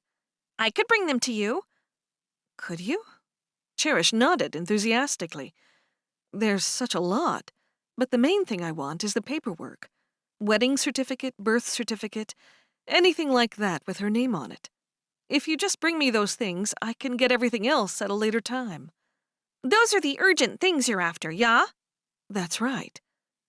Cherish put her arms behind her back. You must want them pretty bad. I do. It's quite urgent. So, if I do that for you, would you do something for me? Chapter 16. Florence studied Cherish's face. She hasn't changed a bit. She'd always been scheming and calculating. What do you want me to do for you? Cherish shook her head after she'd looked Florence up and down. I can't get used to seeing you in those clothes. Anyway, I need to go back to the farm. It's being ruined by that stupid caretaker. He seemed very competent. Why would you think differently? I heard some things. I've got people looking out for me, and they told me what he's been doing. And what has he been doing that you're so worried about? Cherish pouted. He sold some of the cows and bought more goats. He'd only be doing that because he'd be able to work things better that way. When we were there, he did talk about that to you. Exactly, and I told him I wanted things to stay exactly the same as Aunt Dagmar had them. Do you want me to drive you there? Cherish nodded. Please. I can't drive. I'd have to get Carter to drive us. Can't you do that? Florence amazed herself by not finding the idea too bad. We'd have to stay at a B&B somewhere. We couldn't inconvenience him. Cherish's face lit up. Or just drive up for the day and come back. I'll think about it. Florence wasn't certain if she could talk Carter into it. The smile left Cherish's lips. And I'll think about getting you those papers. Are you really blackmailing me right now, Cherish Baker? I believe it's called bribery. And yes, isn't it blackmailing when someone gets money out of someone? Like if I would say I won't tell Mom I gave you those papers if you give me $100. Florence rolled her eyes. Like I said, I'll have to think about it. I'll get those things I talked about some other way. Thanks, Cherish. She turned and walked away. Cherish called after her. I'm really worried, Florence, and you're the only one who can help me. We can help each other. Like I said, I'll think about it. I'll need to talk to Carter and see if he can take a couple of days off work. Thanks, Florence. You're the best. We'll talk about it later. I'll come to your house tomorrow. Okay. Florence walked away, not sure whether she would ever get her mother's papers. Cherish would probably bring them with her tomorrow and hold them over her head until she agreed with her demands. The next day, there was no sign of Cherish, and Florence was upset. She turned to Carter for comfort. She told him about their conversation the day before. It's kind of irritating being so close to where I moved away from. Would we lose money if we just picked up and left? You mentioned it before. I'd like to say we wouldn't, but we would. I paid more than what the properties were worth because I thought this area meant something to you. Florence felt awful. And I appreciate that, and it does. It's just that it also holds memories, and I just wondered if we're better off away from here. Do you think distance is the answer? You're here with me. This is as good a place as any to start our life together. This was your father's land, and this cottage is now yours. That's true. Don't let them ruin this for you, for us. What he said made perfect sense. I do like it here. The truth is, I'm just a bit daunted by all the work ahead of me. I know what you're thinking. It would have been much easier just to go ahead with running your orchard next door. That's right. You said I never opened up to you, so now I'm doing that. That's good. We've got to communicate with each other so we know what the other is thinking. Never shut me out or hide things just to keep me happy. She nodded. I think I tend to do that. That's what I did with the girls all the time. You're not with the girls. You don't have to look after me. I'm the one looking after you, remember? She looked into his serious eyes and saw all the love he had for her. I know. I'm getting used to that, and it's a nice feeling. Good. Yes, very good. She stepped into him, and he wrapped his arms around her. We're moving forward, not backward. The orchard next door is in your past, and this land is our future and the future of our children whenever they decide to appear. She giggled. I hope that's soon. I'm in no rush. There's more time to spend with you.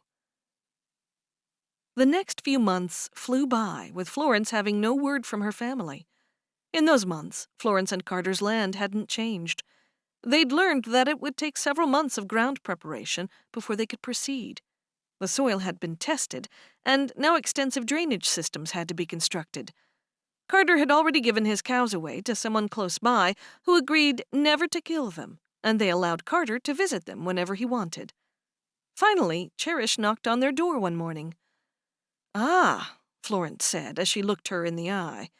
"I hope you haven't forgotten my mother's papers." "Oh, I'm sorry. I forgot. Is it important?" "Yes. You said you'd come here the next day after we talked. I was all set to take you up there to the farm." "Sorry, I've been busy. Levi told Mom I should get a job. Instead of us opening a stall, she sent me out to find a real job." Florence leaned against the doorpost, not sure if she wanted Cherish to come inside. "Where are you working?" "At a boring cafe. Customers are so demanding. They don't understand how hard it is to remember everything and to give them the correct change and everything. It's difficult." "It shouldn't be more difficult than when we had the stall at the farmer's market." "Much, much harder than that. That was easy." "Oh." "Won't you please take me to the farm? I beg you." "What about your job?" "I can take some time off. I work different shifts, not every day." "And what about Mom? What will she say if Carter and I drive you to the farm?" Cherish screwed up her nose. "Mom doesn't care if you take me. I asked her, and she said she doesn't care what I do anymore. She says she's given up on me." After a huge sigh, Cherish continued. "Now she's blaming me for Tom splitting up with Isabel, but it wasn't my fault. I wasn't even here when he did it. They ended their relationship on the same day as Aunt Dagmar's funeral." "I'll ask Carter, but I do need my mother's papers." Cherish nodded. "No one's been up in the attic. They're still there. I'll get them for you. I will, whether you take me or not." "Thank you. Well, I'll talk to Carter when he gets home, and then I'll have to see if it's okay with Wilma." "I said it will be." "I'll need to ask her myself." "Okay. Danke, Florence." She leaned forward and hugged her. Florence patted her back. "I'll be late for work if I don't go. I'll check back with you tomorrow." Bye. Chapter 17. "You promised what?" Carter ran a hand over his short hair. Were her sisters coming between her and the man she loved? "Are you upset?" "I'm not upset. I'm surprised. I'm trying to keep you away from all the dramas, to give you a better life. That was the deal when we got married, remember?" "I know, and I don't want to be drawn into anything either. But they are my family, and they're your family. Don't forget that." "I'm not forgetting that. Okay, what's the plan?" "We go there and have a look at the place and set Cherish's mind at rest. She's really young, remember, not even 16 yet, and she must feel incredible responsibility to keep Aunt Dagmar's farm and house nice." "You've got a point. And what about Wilma? How would she feel about us driving her youngest daughter somewhere?" "According to Cherish, she doesn't care about her anymore. It seems Wilma's lost total control. and she told her she could do whatever she liked, but she didn't say it so politely. I see. According to Cherish, eh? Florence smiled. I know she's bent the truth before, but this time I almost believe her. Once we hear directly from Wilma that she doesn't mind us driving her, I'm okay with it. Really? Whatever makes you happy. Really? He stepped closer and held her tight. Yes, dear wife, really. Really. I'll find out from Wilma if it's okay. I'll walk over and see her now. Good. And when is this planned for? The day after tomorrow. Florence walked up to her old house. She couldn't see anyone about, and she secretly hoped they were all out. When she arrived at the front door, she paused. It seemed odd that she would have to knock on the door of her family home, especially when many of her family members were still living inside. If Dot had never married again, this place would be hers and her brother's. Now, it might as well belong to a stranger. Life could be so unfair sometimes. Before she could knock, Wilma opened it, and there was an awkward moment with the two women staring at one another. Hello, Wilma. Instead of answering, Wilma gave a curt nod. It was no surprise she wasn't invited inside. Cherish asked me if Carter and I can drive her back to the farm. She's worried about it. Wilma shrugged her shoulders. She hasn't stopped talking about anything else.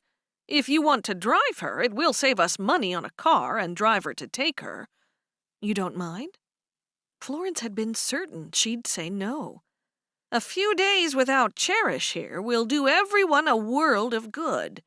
She's already told us she doesn't like us, and as soon as she's old enough, she's leaving to go and live on her farm. That farm should never have been left to Cherish. Aunt Dagmar made a terrible mistake, one that we're all paying for. We'll leave the day after tomorrow, very early. Cherish will have to be at our place at 5 in the morning. I'll let her know. Thank you. Florence pushed some strands of hair away from her face, and then Wilma fixed her eyes onto her gold wedding band. Wilma didn't have to say a word. The expression on her face said it all. Not only had she cut her hair, she was wearing jewelry. How is Levi doing with the orchard? I don't wish to discuss it with you, Florence. We really have nothing more to say to one another. Once, Florence had desperately wanted to be loved by Wilma as much as her stepmother loved her own daughters. It had never happened. Well, that's all I came to ask. You've asked, and I've given my permission. Goodbye, Florence. Goodbye. Florence turned and walked away. She hadn't even gotten to the bottom step of the porch when she heard the front door close. She glanced over her shoulder at the door. Wilma had shut her out. Florence tried to quell her feelings of bitterness. It wasn't easy. Cherish had been right. The only reason Wilma was allowing Cherish to go with her and Carter was she didn't care about her at all. In fact, all she wanted was for Cherish to be gone. She couldn't blame Wilma for that. Cherish could be a real handful. She walked away from the house, realizing she'd missed an opportunity to ask about her mother's paperwork. It made sense to go back and ask, but Florence's legs kept moving away. As she walked through the orchard, she wanted to cry for all of the times Wilma had slighted her and used her and hurt her. But the tears wouldn't come. When Florence and Carter were about halfway to Aunt Dagmar's farm with Cherish riding in the back seat, Carter said to Cherish, "Can I make a suggestion?" Cherish leaned forward as far as her seatbelt would allow. Yes? She had been complaining about Malachi the whole trip, and Florence knew that Carter couldn't take it anymore. This is the man that you chose to look after your property. Can you reserve your judgment until you get there and see what's going on? Oh, is that your suggestion? Yes. I thought you were going to suggest a way to get rid of him. Florence stifled a giggle. I think what Carter is saying is not to cross your bridges before you come to them. I know in my heart he's run the farm down, and that's why I'm so upset. If I've been talking too much, I'm sorry, but I'm just worried, and I thought we were all family here. We are, and we'll help you if we need to do anything. But there's no good in complaining about things until you know the facts. Florence is right. That's what I'm trying to tell you, Cherish, Carter said. I'm not a child. I own a farm and should be treated with respect. I'm just trying to tell you, as your older half-brother, not to worry so much. You're working yourself up, and things might not be that bad. Cherish blew out a deep breath and pushed back in the seat. Okay, I'll keep quiet then. Is that even possible? Carter asked. Just as long as you help me get rid of him if I want to, and find somebody else. Will you? Who are you talking to, me or Carter? I was talking to Carter mainly. Sorry, Florence, but you were the one who thought it was a good idea to choose him. Yes, but we had no reason to think that it wasn't a good idea. And we really didn't have a lot of choice, if you'll remember. I've got a pretty good idea that it was a bad idea. See, I told you that you wouldn't keep quiet. And what if he's had other people staying there that I don't know about? There you go again, worrying about unknown things. Yeah, but I don't know. I just want both of you on my side in case I have to get rid of him. The worst thing would be that if I want to get rid of him and you both think he's suitable, then you'll tell me that I'm too young to know what I'm talking about, and yet it's my farm. Cherish leaned forward. So what do you think about that? Carter said nothing. He slowed the car and then stopped at the side of the road. What are you doing? Florence asked. Stopping the car. I can see that. But why? I'm only going to drive when Cherish stops talking. As soon as you talk, Cherish, I'm going to stop again. That's not fair. How far is it now? We're about halfway, Florence said. You want me to not talk the rest of the way? That's right. Each time you talk, I'm going to stop. What do you think, Florence? Are you going to allow him to do that to me? He is the driver, and neither of us can drive. I'll be quiet. Only talk if it's an emergency, Florence said. I can see what's going on here. You're both against me. You're not acting like an adult, Cherish. All this constant chatter is getting on my nerves. You worry about nothing. You're seriously worried about nothing, and it's doing my head in. Okay, I'll be quiet on the way, as long as you help me get rid of him when we get there. Let's just see what happened before we make any plans, shall we? Okay. Drive on, and I'll do my best to keep quiet. The rest of the way there, they'd only had to stop 2 more times. Both times, Cherish had forgotten she wasn't supposed to talk. When they finally arrived, Cherish hurried out of the car ahead of Florence and Carter.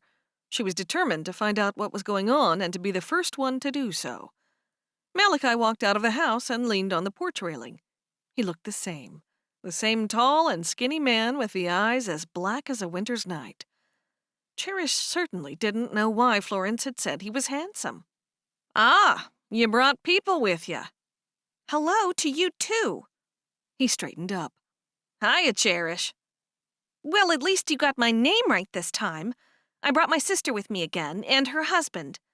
He grinned at her. You didn't bring Timmy back for a visit? No. How's he getting along? Cherish was annoyed the way he was smirking at her and asking about Timmy as though they were friends. He'd only seen Timmy for 5 minutes. Why would you care about Timmy, a bird you've hardly seen? He scratched his chin. I was just being polite. He had a day's growth of beard, and his clothes, as usual, hadn't been pressed. He looked a mess. I didn't bring Timmy, and I didn't bring my dog Caramel either, because my Carter has a very nice car. It looks quite expensive, and I didn't think you would want me bringing Caramel with me. That's very thoughtful of you. And are you surprised about that? Cherish folded her arms across her chest. Not surprised at all. You seem a very thoughtful, kind, and caring woman. Woman? That's right. I'm a woman, and don't you forget it. He sniggered. I wasn't about to. She stepped up to the porch and looked at him. Now tell me about the farm. What have you done? I've heard some disturbing things from Ruth next door. Oh, her. She doesn't like me very much. He leaned in toward her and whispered, "She hates me, I'd reckon." "What a surprise!" "I know. Shocking, really." "She tells me you've been selling off livestock and buying different ones." "She ain't lying." Cherish huffed. "When I left, I sent specific instructions for you to keep everything as it was. Do you remember that?" He scratched the back of his head, tipping his hat forward slightly on his head. Then he straightened up and pushed his hat back. "Can't recall. Sorry." "You must recall it. I was very clear in my instructions to you. You talked about wanting to do what you've done, and I said no. I didn't want that." "But now that I've done it, you'll see that everything works out better." He smiled a wide grin. She couldn't help noticing how straight and perfect his teeth were. It nearly made up for the rest of him. "I want to be the one to change things when I move here and see what needs doing." "You can always change what I've done if you think it's not good." She sighed. "You'd better show me the damage you've done." "Okay, but first let me say hello to Florence and Carter." He left her without saying another word and headed directly to Florence and Carter. Cherish waited there at the front of the house, trying to quell her anger. She couldn't remember the last time she'd been so annoyed. When he finished talking to Florence and Carter, he walked back. "They insist on staying at a bed and breakfast. Will you talk to them and tell them they should stay here?" "Clearly, I have no influence over people. You don't listen to me, so what makes you think they'll listen to me?" "Ah, smart. Smart as well as pretty." He grinned at her, and she rolled her eyes. "Just show me the damage done, will you?" "I can't show you damage, but I can show you the positive changes I've made." "Same thing." "Come along." He strode ahead, and she hurried to catch up with him. Florence looked over at Carter. "Do you think we should stay here? It's a big house. It's up to you. I thought you would be more comfortable staying at a bed and breakfast." "It doesn't matter to me. When Cherish finishes talking, I'll see what she wants to do. I'm sure she'd want to stay here so she can keep a closer eye on what's happening. So maybe we should stay too, as chaperones or whatever." "Sure, I'm happy to do whatever you want." "I'm sure he wouldn't mind if we go in and make ourselves a cup of coffee or something." "Let's do it. And I wouldn't mind a 10-minute snooze on the couch after all that driving." Cherish sniffed the air as they walked past the barn. "What's that revolting smell?" "There's a smell, yes, but it's not revolting. It's strong, and there's no way to avoid that. I'm making and selling goat's cheese. There's a huge demand, and it brings a very good price. That's why I sold some of the cows and bought more goats." "I thought you'd like cows. Didn't you tell me one of your uncles owned a dairy and you worked on it?" He beamed at her. "You remembered." She looked away from him. "I thought you'd get more cows, if anything." "Gotta do what brings in the money. You'll thank me for it one day." Shaking her head, she said, "I don't think so. It's awful, the smell. I wish you would have asked me first." "Why is it that we never agree on anything, Cherish?" "That's because we're very different people, you and I." He nodded and held on to one side of his suspenders. "I'm thankful for that." "Hey, that's not nice." He grinned and then leaned down and plucked a grass stem and popped one end of it in his mouth. "You know I'm not serious." "How would I know that?" She liked the way he wasn't offended by anything she said. She could say anything, and he'd still smile at her.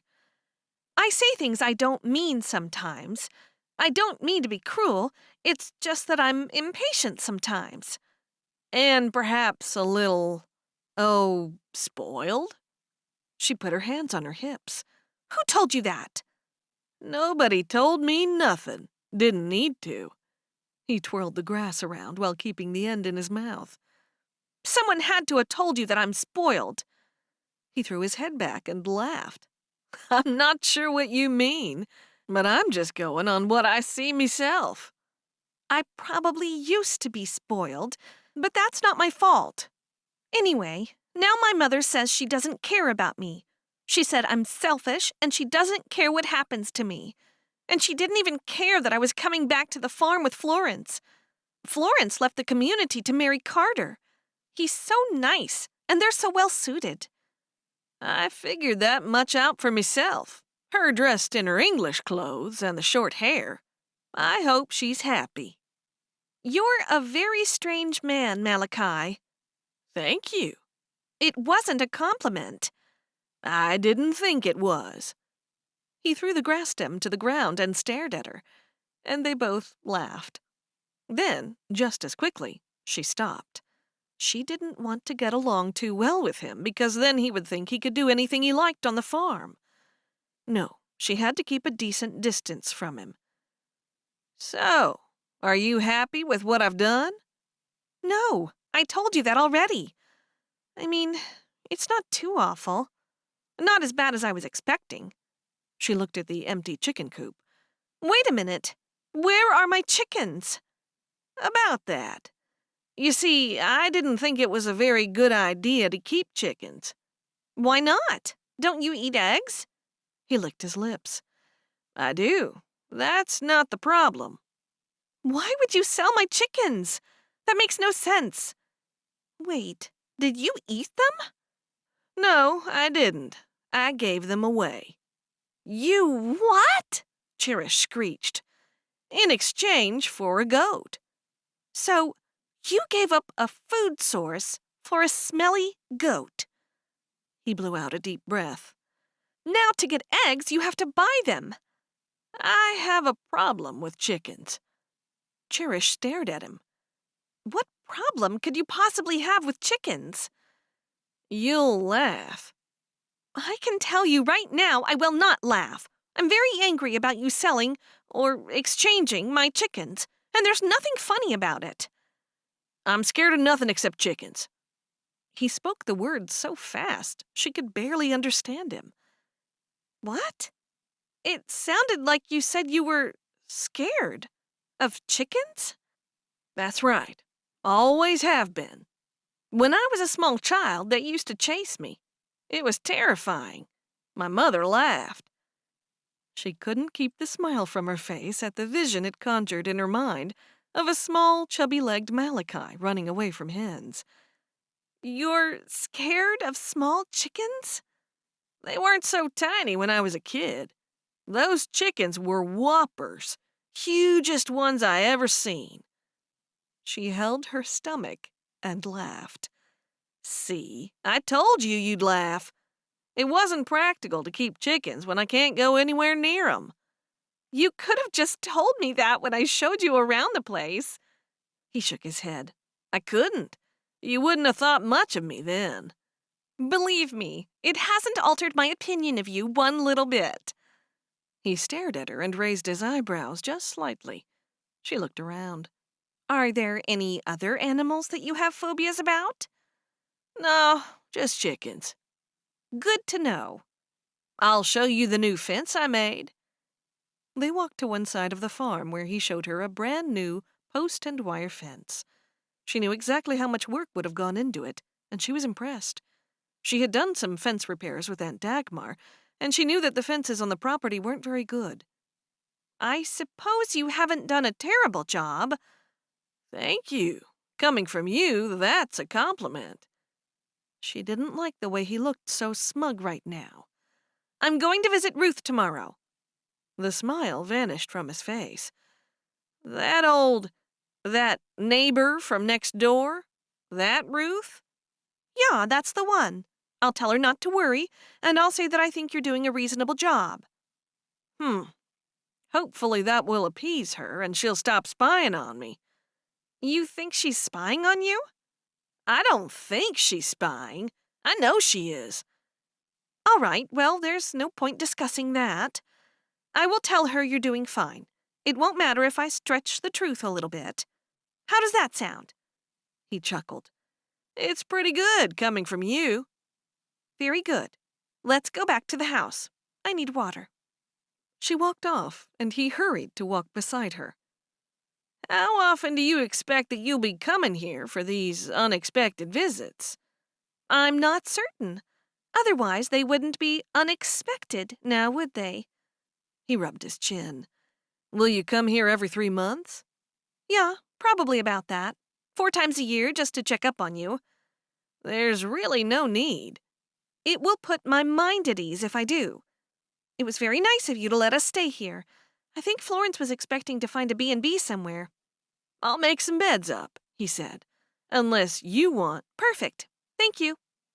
She took a last look at the deserted chicken coop when she walked past. Please don't pull this down, because I intend to have chickens when I move back. I'll leave it as I found it. Except I'll give it a good cleaning. Very good. Finally, something we agree on. Florence brought some food. I'll cook the dinner tonight if that's okay with you. Go right ahead. I'll cancel me plans. She looked up at him. You had plans? Nah, it was a joke. Oh. That night they had a nice meal, and the conversation was kept away from the changes Malachi had made on the farm. Cherish was making a special effort to keep quiet after Carter had been upset with her for talking too much in the car. Chapter 18. I'm off to see Ruth from next door this morning. I'll drive you. It's a distance, Malachi said. I'll walk. Can I talk to you before you go, Cherish? Sure, after breakfast. Malachi nodded. Cherish knew what he was worried about. He wanted to be sure that she said nice things about him. Once the washing up was done, he walked outside with her. He brought her to a wooden bench under a large tree. Sit down. I'm about to teach you a few life lessons. She sat, but she didn't like his tone of voice. Well, since you're about the same age as I am, I don't see what lessons you could possibly have to teach me that I don't know already. He sat beside her, shrugged, and clutched his hands together. On a farm, if you're not moving forward, you're going backward. You have to continually change doing things. Your aunt would have done the same, replacing animals as they died off, having one more of this and one more of that, slightly less of this. What are you talking about, this and that? You're trying to sound smart, but you're really not saying anything at all. What I'm saying is that there's a flow to things, and if you don't go with that flow, things won't go as well. You're just saying that so I'll let you do anything you want, but I won't. She flew to her feet, and then he stood up and towered over her. Listen here, Charity. You might think you know. The name's Cherish, and you better get that right to start with. She wagged a finger in his face.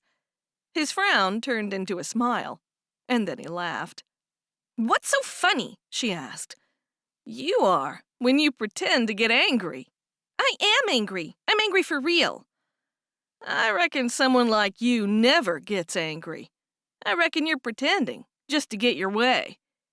My father always used to say people judge others by what they would do. Does that mean that you were pretending to be angry just now? He placed his hands on his hips. What do you think? I try not to think about you at all, if you really want to know. He chuckled and tipped his hat back slightly on his head. Then he looked over at her. When I did what I did, I didn't do it to upset you. I did it because you put me in charge of the farm, and I saw that as the right thing to do for you, for me, and for the good of the farm. She took a step closer to him and looked up into his midnight black eyes. I never said you could change one thing. Remember? In fact, I told you not to change anything. I know what you said, but the trouble is that women aren't as practical as men. That's why God made men to be farmers and women to do the indoors work. That's just an outrageous thing to say. Just because we choose to do that doesn't mean we can't do anything else. Florence does a wunderbar job of running the orchard, just as good as our Dot. Well, she used to. And there are many women back in my community who run successful businesses. You'd say anything to win an argument, wouldn't you? Just have some respect, will you? I'm only trying to preserve what my dear aunt left me. She felt tears coming to her eyes. She'd slept in Dagmar's room last night amongst all her aunt's possessions. It was weird without her there. Yes, and I'm saying your farm is a living thing, and I'm trying to keep it going, keep it profitable for both our sakes. You're useless. I have to see Ruth. She hurried away so he wouldn't see the tears that were still threatening. She walked the 15 minutes to Ruth's farm. Ruth, their non-Amish neighbor, came running out to meet her and hugged her. Here you are. I told you I'd come back. I think he's doing a good job, Cherish. I know you were worried, apart from a couple of little things that annoyed me, but apart from those things, he's doing a good job. You don't need to worry. Truly, you don't. I'm so relieved. Let's talk about it over a bowl of soup. Not for me. I've just had breakfast. They'd had pancakes for breakfast since there were no eggs, thanks to Malachi's chicken phobia. She wouldn't tell Ruth about that. You can talk to me while I have some. Okay. As Ruth sat at the kitchen table slurping soup, Cherish asked, "What's been happening round here?" "Nothing out of the ordinary." Then she set her spoon down. "If anything happens next door, I want you to tell me first. I'll give you my phone number later." I already have your phone number. Why are you so interested in next door? Because it's next door. I feel better knowing what's going on around here. Do you know what I mean?" Cherish nodded, wondering why Ruth was so nosy. I appreciate you calling me to tell me about him selling the cows. He should have been the one to tell me before he did it. I don't know what sort of funny goings-on are happening there with that girl he's got there all the time. Girl? What girl? She's one of you. She's Amish? That's right. Every time I go past, I think about you there. And I know it's not Dagmar's old buggy horse, because it's a darker color. I wonder who that could be. He must have a girlfriend, but he hasn't said anything to me about it. No, he wouldn't, would he? A pretty girl like you. I reckon he's probably thinking he's going to marry you when you get older. You've already got a farm and all. Cherish was disappointed. Is that why Malachi was so nice and polite to her, even when she wasn't nice to him? He wanted to marry her one day for her farm. We don't even like each other. Dagmar wasn't my only Amish friend. I've got plenty of Amish friends. You marry young, except for Dagmar. She chose to remain a single person. In my day, they called them spinsters. Left on the shelf. Passed by. I shall be like Dagmar and never marry. That's best. Most of them are no good. Not much point to them except for working on the farm. And do any of your Amish friends know who this girl is? I do have a name. You have a first name? I do, and a last name, too. Cherish cleared her throat. Would it be Annie Wiley? How did you know? It wasn't too hard to figure out. She's the only girl around here close to his age. Do you think they're more than friends? As I said, I see the buggy there all the time. How long are you staying for? A couple of days. If she doesn't visit while you're there, I'd say it's more than likely that they're boyfriend and girlfriend, and they don't want to go public yet. Or something worse. Ruth smiled and winked at her. Could be up to no good. Oh no, I don't think anything like that would be going on. Not on my farm. Like I said, if you find anything out, let me know first. Yes, I will, Ruth. Just as long as you let me know whatever you find out. Or tell me whatever you see. We have a deal. Ruth smiled, reached out her hand over the table to Cherish, and they shook on it. Chapter 19. Cherish walked back to the farm, stewing on the information Ruth had given her. It didn't sit well with her having Annie Wiley at the farm when she wasn't there. She couldn't control his personal life, but she hoped he wasn't behaving inappropriately. When she got back to the house, she saw Carter in one of the fields quite far away. Then she walked in to see Florence sitting in the living room. "Ah, you're back. Did you have a nice talk with Ruth? I did. She slumped into the couch next to Florence. It won't be long before I can take over, and he doesn't need to act all high and mighty toward me. He's just rude most of the time. I think he's been doing a pretty good job. The place is almost spotless. Florence frowned and pointed to the kitchen. Cherish grimaced, guessing Malachi was in there, and that meant he'd probably overheard her. She'd assumed he'd be somewhere out in the fields with Carter, not staying with the women in the house. Yeah, well, that's what I expected. Cherish walked into the kitchen and saw Malachi sitting down with a mug of coffee. Oh, I thought you were out in the field working. Shouldn't you be? I thought I saw you there. No, you might have seen Carter. He went for a walk. Even though she had meant every word, she hoped he hadn't heard what she'd said about him. Looking at his mug, she asked, "Where's mine?" He jumped up. "I'll get you one now." Cherish grunted. "Don't worry, I'll get my own. I can see if anything's going to get done around here, I'll have to do it." "Aren't you happy with my work?" Florence walked into the room before Cherish had a chance to answer. "Yes, we are. More than happy. Has anyone seen Carter?" "He's gone for a walk, it seems." Cherish picked up the kettle. "Florence, would you like a cup of coffee?" "No, I'm fine." Cherish promptly placed the kettle down and ran past Florence and continued out of the house. The last thing she wanted was for Malachi to see her cry, and if she stayed in the room any longer, that would have happened. All of a sudden, a hand grabbed her on the shoulder, and she spun around to see Florence. "What's upset you now?" Cherish sniffed and wiped her eyes as she looked past Florence back to the house. She wanted to make certain that Malachi couldn't see her. "Don't say that. It sounds like I'm always upset if you say that, and I'm not." "I'm sorry. What's wrong?" "Some things upset me. Certain people upset me when they do certain things." "I'm guessing we're talking about Malachi. What's he done now?" "You know. He's gone and changed everything." "I know, but they're good changes. And sometimes certain things should be changed to make them better, not worse. Don't you think what he's done is for the best?" "No, I do not think the changes are for the best. I think they are for the worst, because when I'm old enough to take over the farm, things would have changed completely."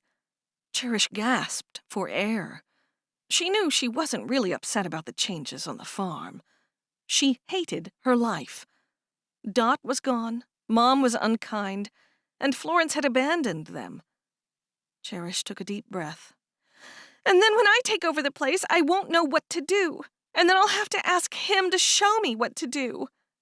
Another tear trickled down Cherish's cheek. What would that matter? Florence rubbed her shoulder and smiled reassuringly. You're upsetting yourself over nothing. "I don't like having to ask people for help." You mean you don't like having to ask people for help? Or you don't want to have to ask him for help? Cherish sniffed and wiped her eyes. Let's sit down over here. Florence led her to an old wooden seat under a tree, the same bench where she'd talked with Malachi earlier. She sat down next to Florence. "I just don't like things that change. Do you?" Life changes. Everything in life changes. You're right, though. I don't like it sometimes. Nothing ever stays the same. Cherish huffed. "Now you're sounding like him." I'm not meaning to sound like anybody, but it's true. "Why did Dagmar have to die? It's so unfair. It's sad to be here when she's not. We're using her things, being in her house. When he changes things, I feel I'm losing more of her." She did her best to blink back the tears. Florence put both arms around Cherish and let her little sister cry onto her shoulder. I understand. I understand perfectly. I feel the same way about Dot's orchard. "You do?" I do. It feels awful knowing Levi is going to make changes that I know will ruin all my hard work. At least Malachi is making changes for the good of the farm. Cherish sniffled. Florence did have a point. All the Baker girls knew it was a disaster having Levi run the orchard. Florence continued. They'll be harvesting any day, and you've got out of all that hard work. Cherish giggled and felt better. I did, didn't I? Yes. Before we go tomorrow morning, I want you to give Malachi some words of encouragement. He's a good man, and he's doing his best. Okay. Besides, Florence whispered, if he goes, we might not be able to find anyone else. Cherish wiped her eyes. I might as well talk to him now. Then I'll think about cooking the dinner. Good girl, and I'll find Carter. Cherish walked back to the house and nearly bumped into Malachi as he was coming out. They stood at the front door, face to face. Can we talk? She asked in a small voice. Sure, go on. She looked over her shoulder at Florence walking away. Let's sit. She walked over to one of the porch chairs and sat. He hesitated and then sat on the one next to her. Look, I can explain. It only happened the one time. Cherish frowned at him and played along. I'm surprised it happened at all. I know. He looked down. Well, explain. He laughed. I'm joking with you. Cherish growled. You're so annoying. She quickly reminded herself to be nice. What I want to say is you're doing an okay job around here. You mean it? For real? Yes, and thank you. The words stuck in her throat. He leaned back in the chair. For a second there, I thought I'd be packing me things. Not for a while, but don't get too comfortable. I won't. Now I'll go inside and see what I can rustle up for dinner. Saves me cooking. I'm a pretty good cook, but now you're doing it, I can get more work in while it's daylight. Good. Off you go then. He rose to his feet and glanced back at her and smiled, before he took a giant leap off the porch with his long legs, missing the steps entirely. She was glad she'd come and put her fears to rest. On the drive home early the next day, Cherish was careful not to talk too much. Thanks for helping me out, both of you. You're welcome. Carter glanced at her in the rearview mirror and smiled. Can I have your sewing machine, Florence? No, I've been meaning to get it. It was my mother's. I know it was. I've heard that 6,025 times. But since you left it, I thought you might not want it anymore. What use would it be now to you? Aren't you wearing store-bought clothes? I still like to sew. It's calming and helps me to relax. Cherish sighed. I'll have Joy get Isaac to bring it to you. He won't mind. He'll do anything she asks. Florence laughed. Okay, thanks.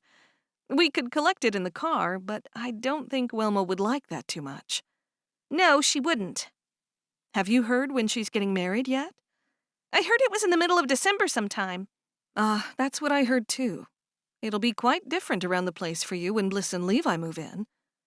Florence wondered how her father would feel about Wilma living there with a new husband. I won't be there long enough for it to worry me. Where are you going? Carter asked. I plan to move to the farm as soon as I possibly can. As soon as I'm old enough. Or the moment Mom allows me. Perhaps you might see that running the farm is not as easy as you think, Carter said. Florence knew right away he'd said the wrong thing. I stayed for several months with Aunt Dagmar, and I know exactly what to do. She showed me everything. She must have known, she did know that she was going to leave it to me, and that's why she made sure that she showed me everything. I just thought she was doing it to be educational, but she was doing it because I was going to take over. And take over I will.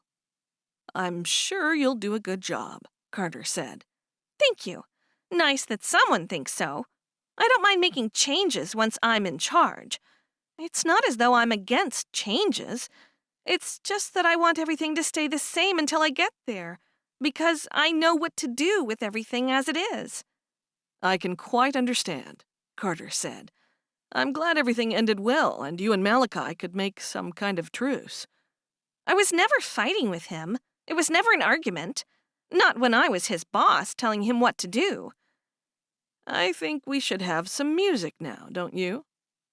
Carter turned on some music, and it wasn't long before Cherish fell asleep. Chapter 20. It was now days after Florence and Carter returned from Cherish's farm, and the harvest next door still hadn't begun. Florence walked into the house after being out to get a closer look at her former trees. Heartbroken, she closed the door behind her, and when she heard Carter in the kitchen, she walked in and sat down. Carter was busily cutting up vegetables. He'd become a little interested in cooking, just like he'd said he might. He looked across at her. "What's wrong? You look like you've got the weight of the world on your shoulders." They should have harvested before now. Well before now. She bit the side of her lip.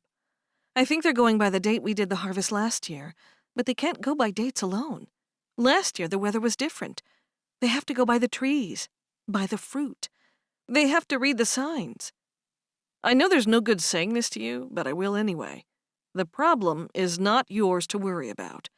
Forget about next door and concentrate on what we've got going on with our orchard.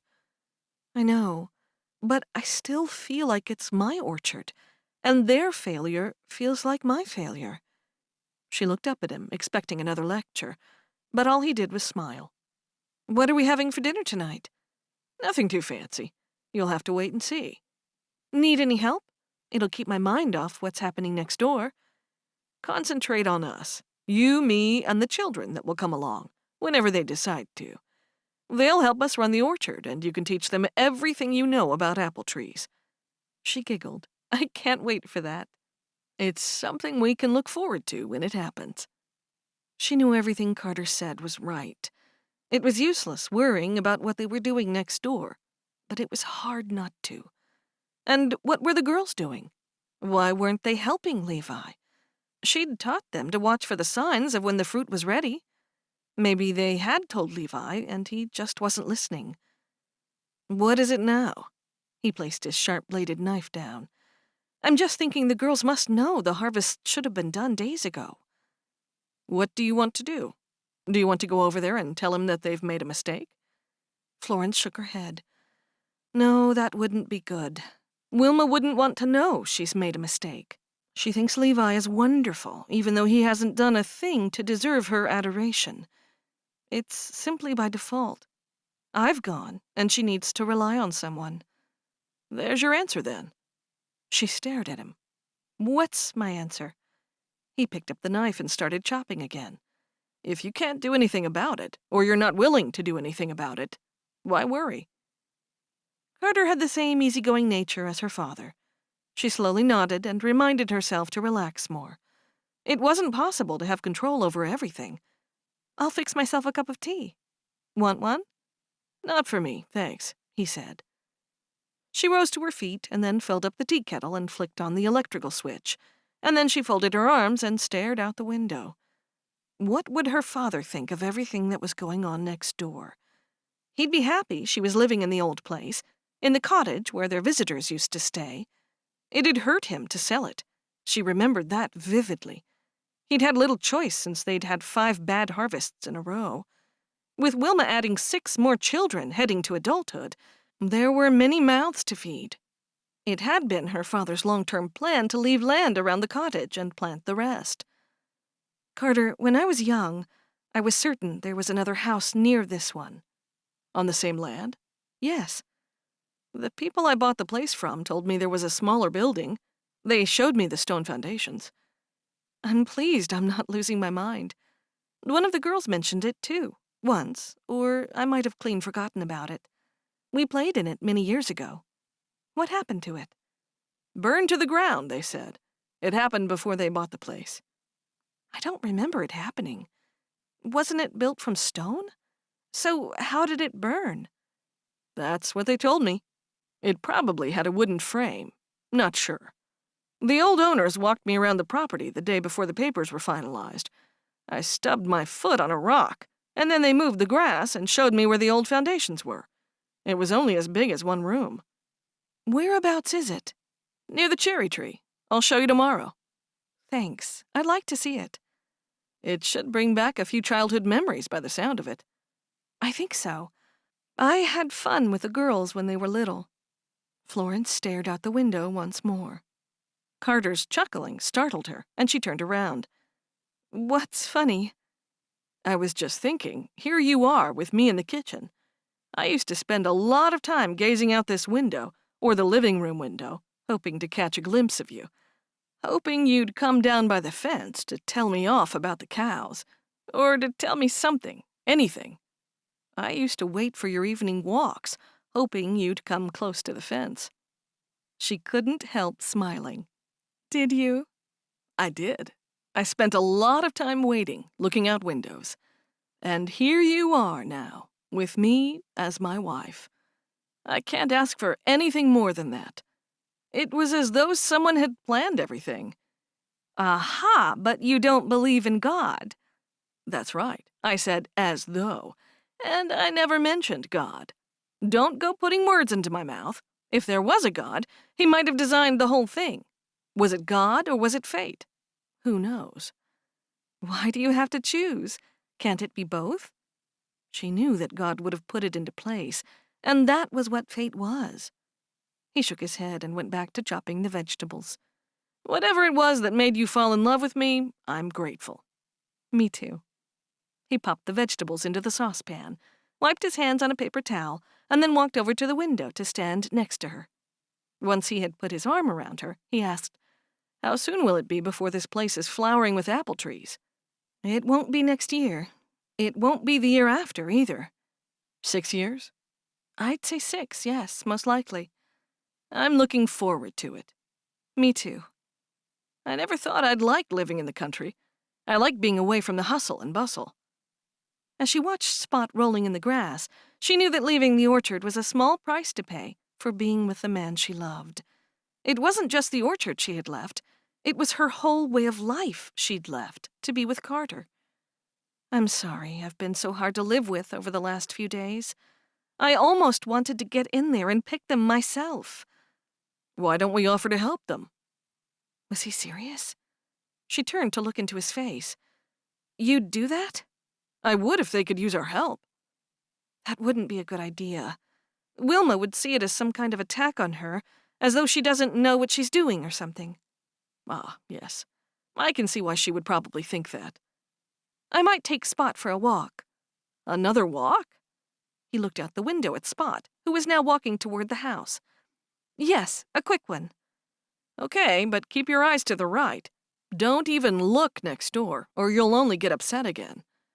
I know. I'll try not to. She gave him a quick kiss on his cheek and headed out of the house, grabbing the leash by the front door as she went. Spot picked up his pace when he saw her. Come on, Spot. He ran faster when she held up the lead. He loved his walks. He sat down, quivering with excitement, while she clipped his leash onto his collar. As they walked, Spot looked up into the distance.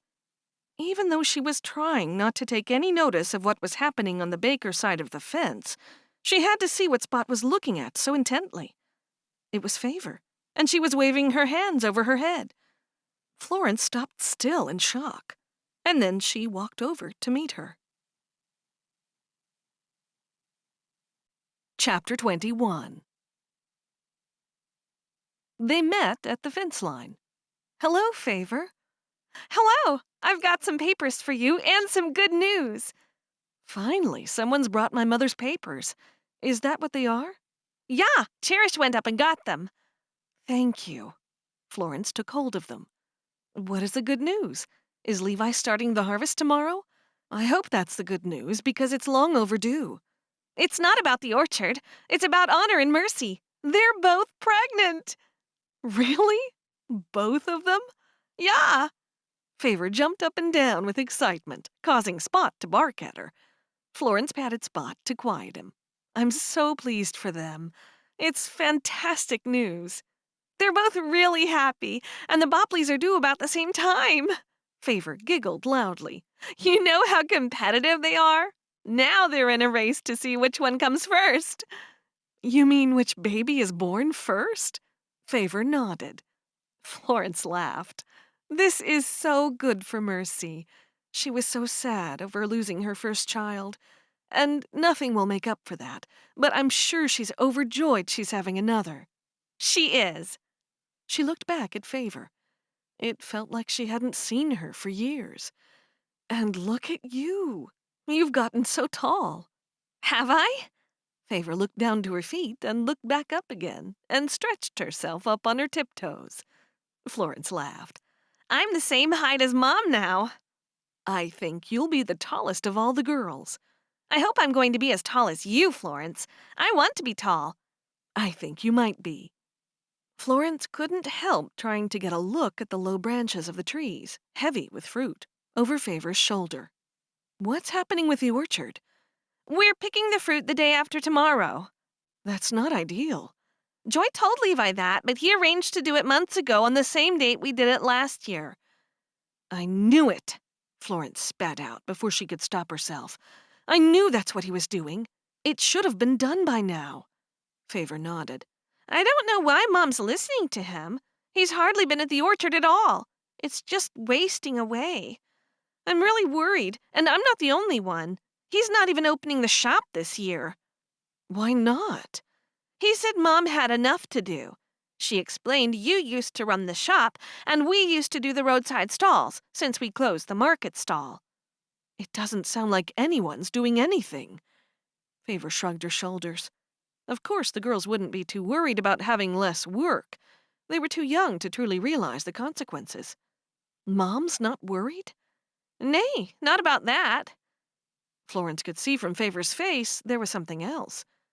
What is she worried about? Levi hasn't set a date for the wedding yet. Florence's eyebrows shot up.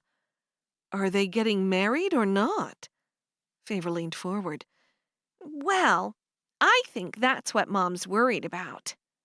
I thought he was crazy madly in love with her. I don't know. It seems as soon as she said she'd marry him, he's not been around there so much. And she's giving him the orchard to run?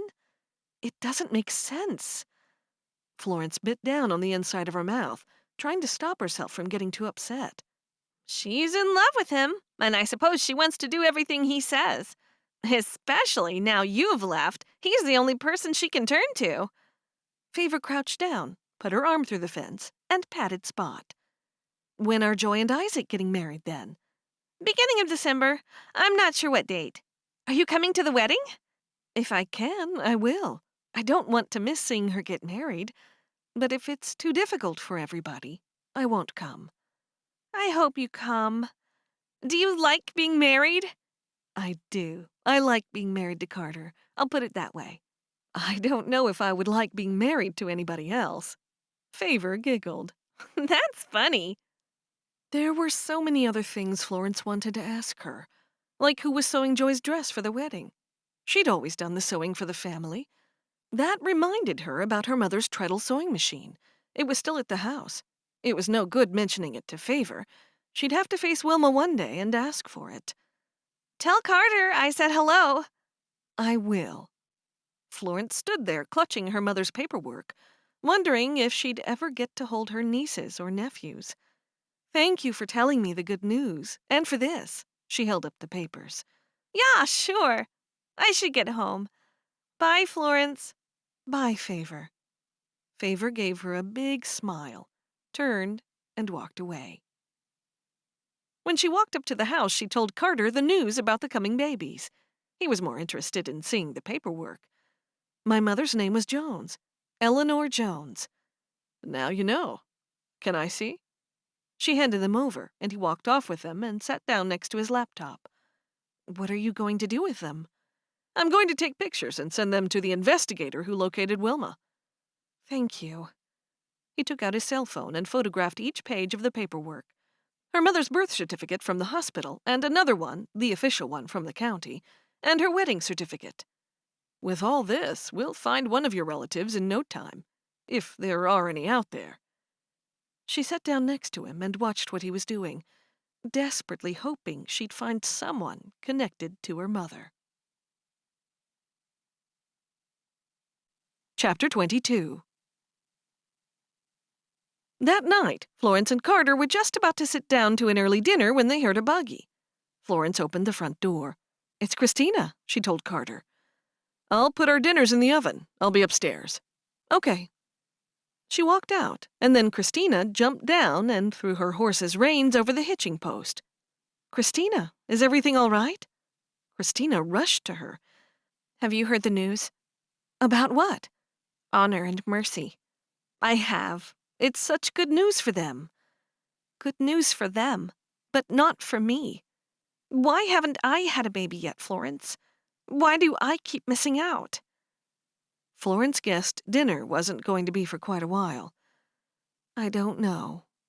Would you like to come inside and have some dinner with us? Oh, I'm so selfish. I've called at a bad time, haven't I? I've called at your mealtime. It's early to have dinner. I've got mine made already, but Mark's not even home yet. It doesn't matter. I thought you might like to have some with us. No, but I won't hold you up. Would you visit with me tomorrow? Yes, I would like that very much. But we can talk now, if you want. I'd rather see you tomorrow. Shall we say 11? Perfect.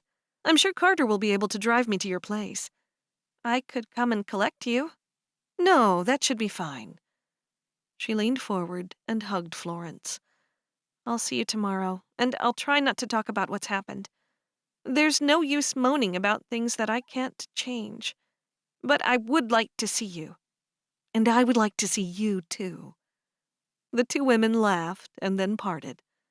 Florence got to the front door and looked around to see that Christina was already driving off. She closed the door and walked back to the kitchen and sat down. That was fast, Carter said as he walked down the stairs. Stay there. I'll get your dinner out of the oven. He brought their dinners back and sat them down on the table. What did she want? She heard the news about Honor and Mercy. She was a little upset. Ah, yes, you told me about that. Her not being able to have children. Well, she did once, so that means it's possible that she will again. Anything is possible, but some things aren't probable, especially when the doctor tells her so. But it still must be sad for her to see other people getting pregnant around her. She put her fork into a piece of potato and looked up at Carter. The funny thing is, Christina and I never really got along, and now we're getting along much better since I've left. What do you think that means? He asked. She was always difficult to get along with. I think it was Wilma who was the problem. Christina never forgave her for giving her bad advice about adopting her baby out. Maybe there was more, too. More that Christina's not saying. Wilma shouldn't have interfered in something like that. I can fully understand why Christina's upset about that. And I think Wilma had an ulterior motive as well. What motive could she have possibly had? You told me how she's always worried about what people think. People might have thought that the baby was Mark's and that they had to get married because she was pregnant. Wouldn't that look bad for Mark? I never thought of that. Yes, it would. And being bad for Mark would mean looking bad for Wilma and the whole family. Florence shook her head. I would hate to think that's true of Wilma. I've seen people do a lot of strange things in my time, and Wilma is a little odd. I didn't want anything from her. I just wanted to get to know her. Well, I guess I am getting to know her from her actions rather than her words. She's nothing like Iris. She was my real mother. I wish I had met her, and your father. They sound like lovely people. They were the best. I wish you could have got to meet them too. They would have loved you just as much as I love you. Florence giggled. That would have been nice. I hope Christina doesn't want to cry on your shoulder tomorrow. You've had enough of petty dramas. It was more than petty dramas in this case. Christina's not like that. She's got deep hurts. She did say she was going to try to not speak about that and the despair she feels, but I don't mind if she does. Everybody needs to vent every now and again. I do it myself sometimes. His eyebrows rose. You don't vent to me. I know when you're upset, though. If you don't talk to me, with whom do you talk? Spot. He's a good listener, and he never argues or disagrees. He's the perfect friend. They both laughed. Chapter 23. The next day, Carter took Florence to Christina's. Shall I collect you in an hour? He asked as she got out of the car. That'll give me time to do a few things. I think so. If I'm ready earlier, I'll call you. When Carter drove away, she walked up to the door and knocked on it. Christina answered the door with a smile. "This is a surprise," Florence said as she greeted Christina with a hug. "What is?" "You're smiling. I was sure you were going to be depressed." "Nay, I'm pleased. This morning I got a large order for prayer cops." "Oh, good. I'm glad to hear it. How large is it?" "Large enough to keep me busy and keep my mind occupied, so I don't think about other things." "That is a blessing." "It is. It's a huge blessing. That's exactly what Mark said when I called him up to tell him about it." They sat down on the couch in front of a tray of tea items Christina had ready. "This all looks good. I asked Carter to pick me up in an hour. Will that be okay?" "Perfect. That way I won't keep you from making all your prayer cops." Christina gave a little giggle. "What else is going on in your world?" asked Florence as Christina poured the tea. "Isaac has arranged with Wilma for him and Joy to live there after they're married. Can you believe it?" "I guess I can. It makes sense. The house is plenty big enough, anyway." Christina scowled. "Don't you start." "Start what?" "Everyone's talking about this place being too small, but it suits us just fine, even with Isaac staying here." Florence knew the house was small, no matter what Christina thought. "Well, it would be too small for them both to live here once they're married, don't you think?" "I do." Christina handed Florence a cup of tea. "Thank you." Florence took a sip, then set it down. "It's too small for two couples, but it's not too small for a couple and one child. When the business goes better, we can buy a bigger house or build onto this one." "That sounds like a good idea." "That's what I would want if we had Kinner." Florence hadn't wanted the conversation to go there. "Well, it sounds like Joy and Isaac are making sensible plans. What about Wilma and Levi?" "They're getting married a few days after Joy. Can you believe it?"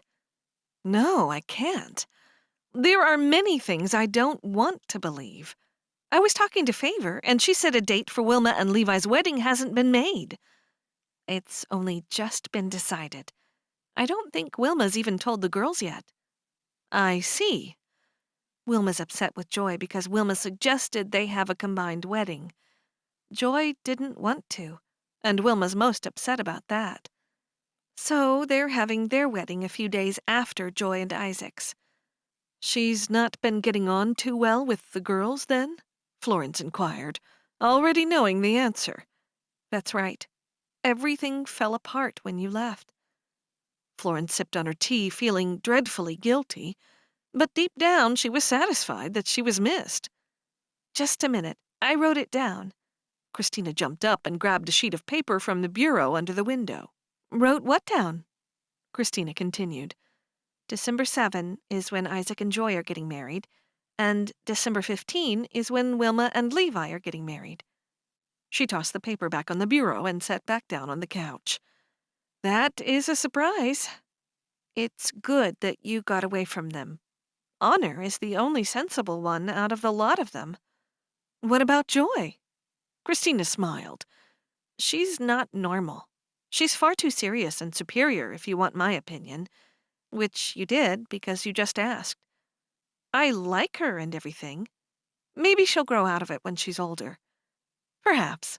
I think Isaac has been a good influence for her already." Florence had another sip of tea and wondered how much time had passed. She was already missing being near Carter.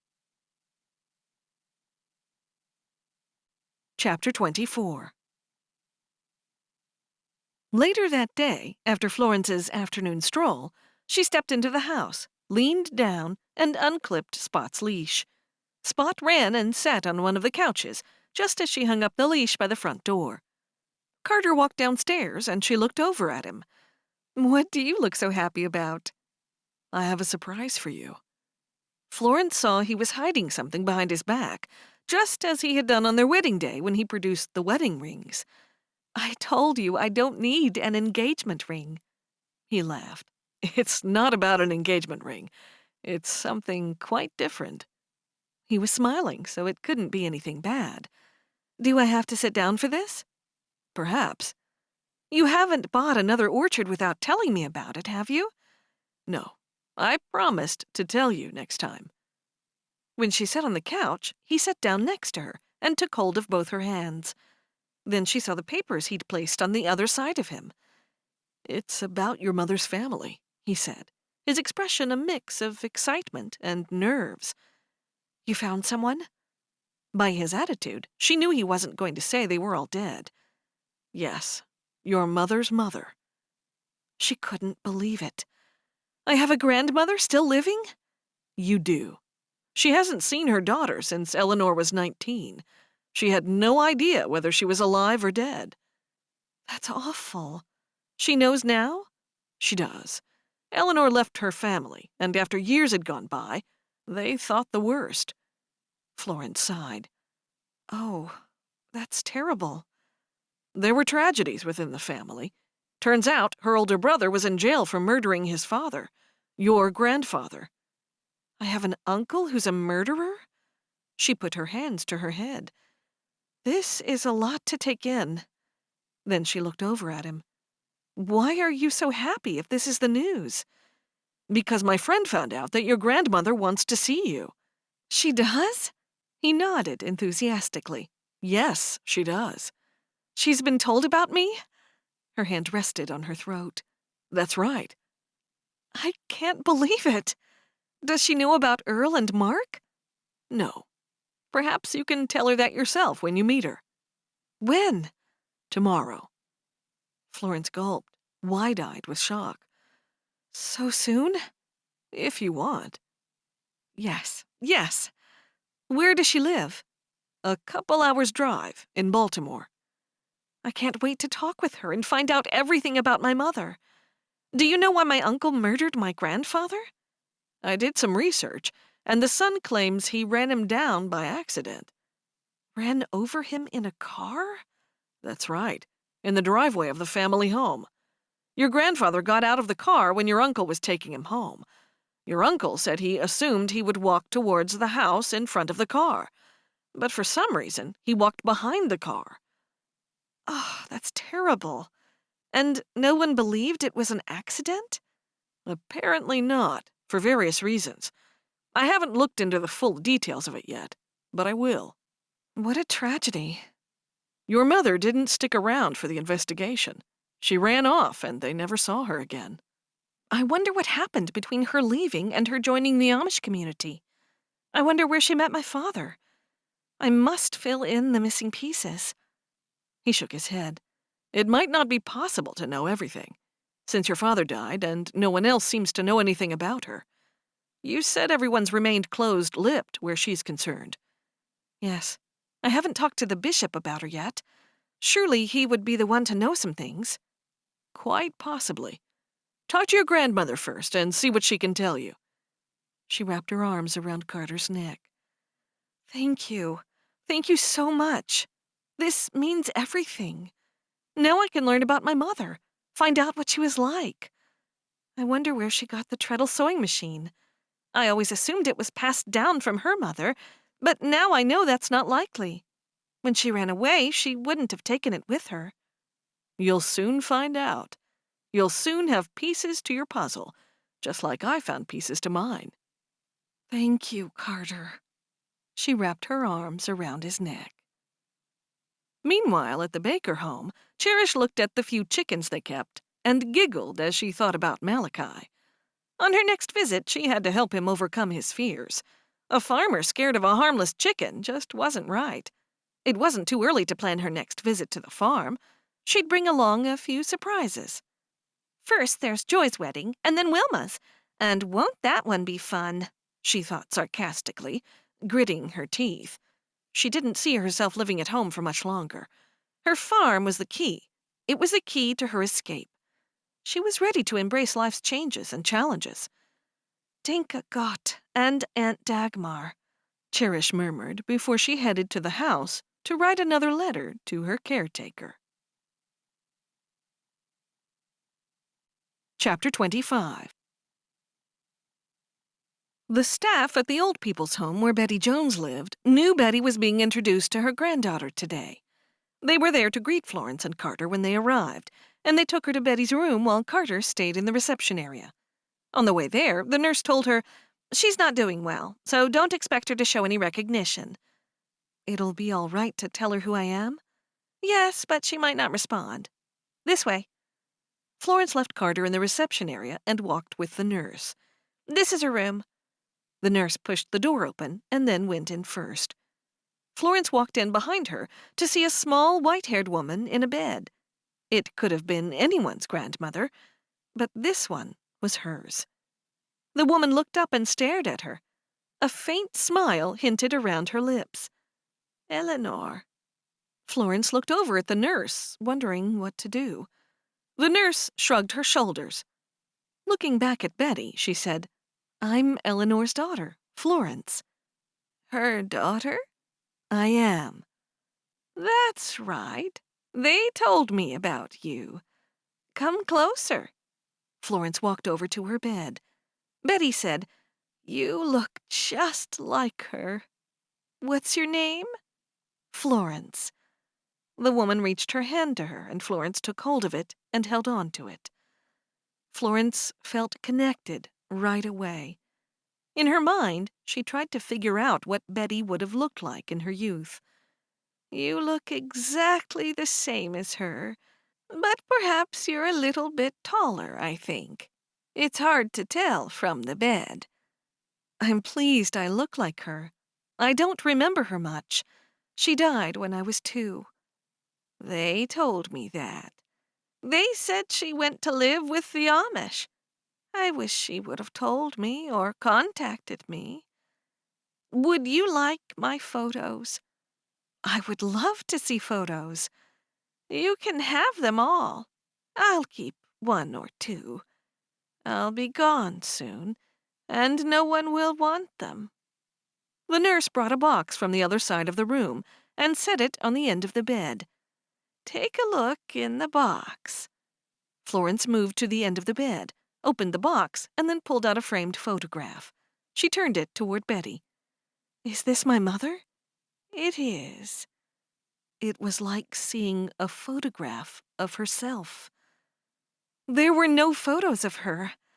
This is the first time I've seen her. I saw her as a baby, of course. Our community does not allow photographs to be taken. I've always wanted to see her."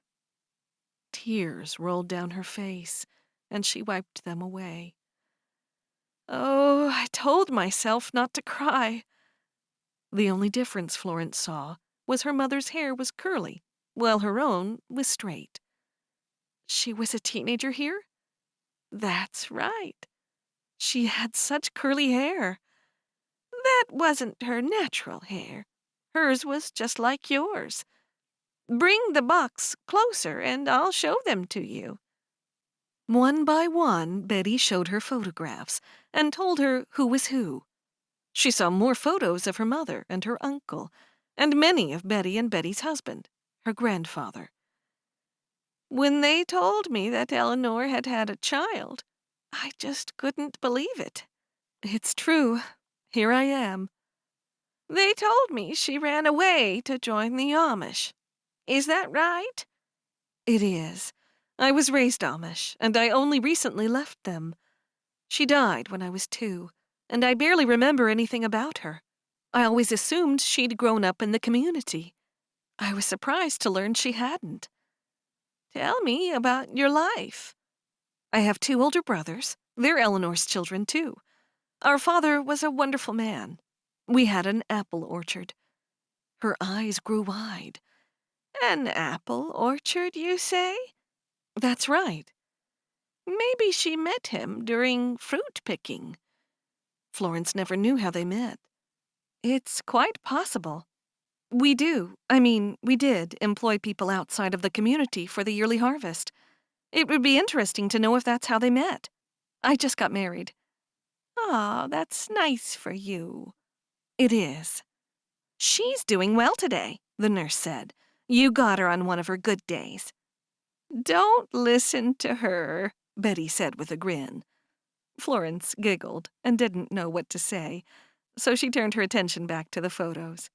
"I can't believe it. I was hoping you would have one photograph. I never imagined you might have all these. I'll sort out some that you can take before you go. Really? Florence stared at them. At last, she'd see her mother. Yes. I would love that. Thank you. When they finished looking at the photographs and Betty had sorted out ones Florence could take, Betty stared into her face. And what is it you do?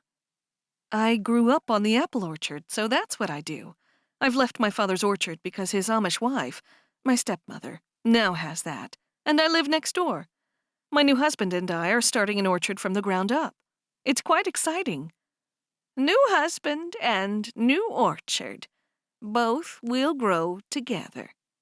That's right. They will. It felt good to Florence to say, my husband.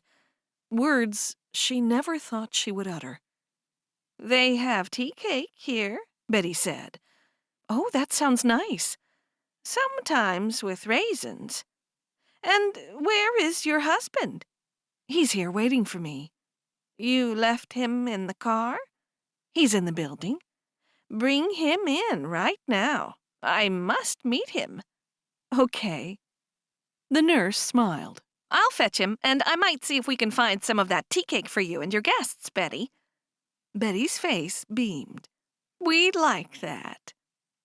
When the nurse left, Betty said, Thank goodness she's gone. Why does she have to stand there and listen to everything? Do they think I'm plotting an escape? I would, but I can't run very fast. They'd catch up with me. Florence smiled at her. They think I'm going senile, but I'm not. I always forget things, have done for years. Still, they look after me, and the food's good. That's the main thing. How are you doing? Do you need anything at all? No, I'm fine. I can't complain. I've got friends here. Did Eleanor have a good life? She did. She loved me and my brothers very much, and our father. He was a lovely man, quiet and patient. I'm pleased to hear it. I had to tell myself she'd died when she hadn't returned for years. That was the only way I could cope. Turns out she had died. I just wish I had known. Florence moved closer to her. Seems like we were both looking for answers. Carter walked into the room alone, with no nurse in sight. Florence introduced them. You've made my wife very happy, Betty. And she has made me very happy. We figured out that Eleanor must have met her Amish husband while she was doing fruit picking. Isn't that right, Florence? There's a good chance that's how they met. I hope there's some way I can find out. I'm thinking to ask the bishop, but I haven't seen him since I've left, so that would be awkward. Well, if you find anything out, I'd love to know. You will keep in touch with me, won't you, Florence? I'd love to. And your uncle is innocent. I suppose someone told you about him, so I want you to know that. Florence nodded. Thanks for telling me. The nurse came back into the room a few minutes later with hot tea and tea cake. Driving away from where her grandmother lived, a light smattering of rain fell from the sky. The automated windshield wipers started their job. Florence turned to her husband. Thank you, Carter. That's the best thing you've ever done for me. I never thought I would meet my grandmother, and now I've got all these photos of my mother. I feel I know her now. What a brave woman she was to run away, leaving her family and picking fruit just to get by. She sounds like she was a very gutsy lady. And then she met your father and fell in love. That's right. I can't wait to tell Earl and Mark about our grandmother. They might want to visit her. I hope they do. I want to come back and see her soon, too. Any time you want. Florence's thoughts turned back to the letter her mother left her. Then it dawned on her what the mistake was, the one that she said she didn't want Florence to repeat. Do you remember the letter I showed you from my mother? Of course I do. You look at it every day. That's right. I know what the mistake was now. What was it? He asked, giving her another quick sideways glance. She said in her letter for me not to make the same mistake that she did. She left her family and didn't keep in touch. He swallowed hard. You have a very different family compared to the one she had. It doesn't matter. Family is family. I know you feel rejected by Wilma, and you feel like cutting her and everybody else off. But I've grown up very close to my sisters, and yours, and they'll always be my family. Wilma raised me and did the best she could. She loved me. She did. You said she treated you differently. I only noticed that when I was older. I didn't notice that when I was growing up. She was a loving mother back then, and it can't have been easy raising 3 stepchildren and 6 of her own. Carter glanced at her, taking his eyes off the road for an instant. Maybe not, but by the sounds of it, you were there to help her every step of the way. I was, but I'm not going to cut them off completely. You must do what makes you comfortable. I'm happy with whatever you decide.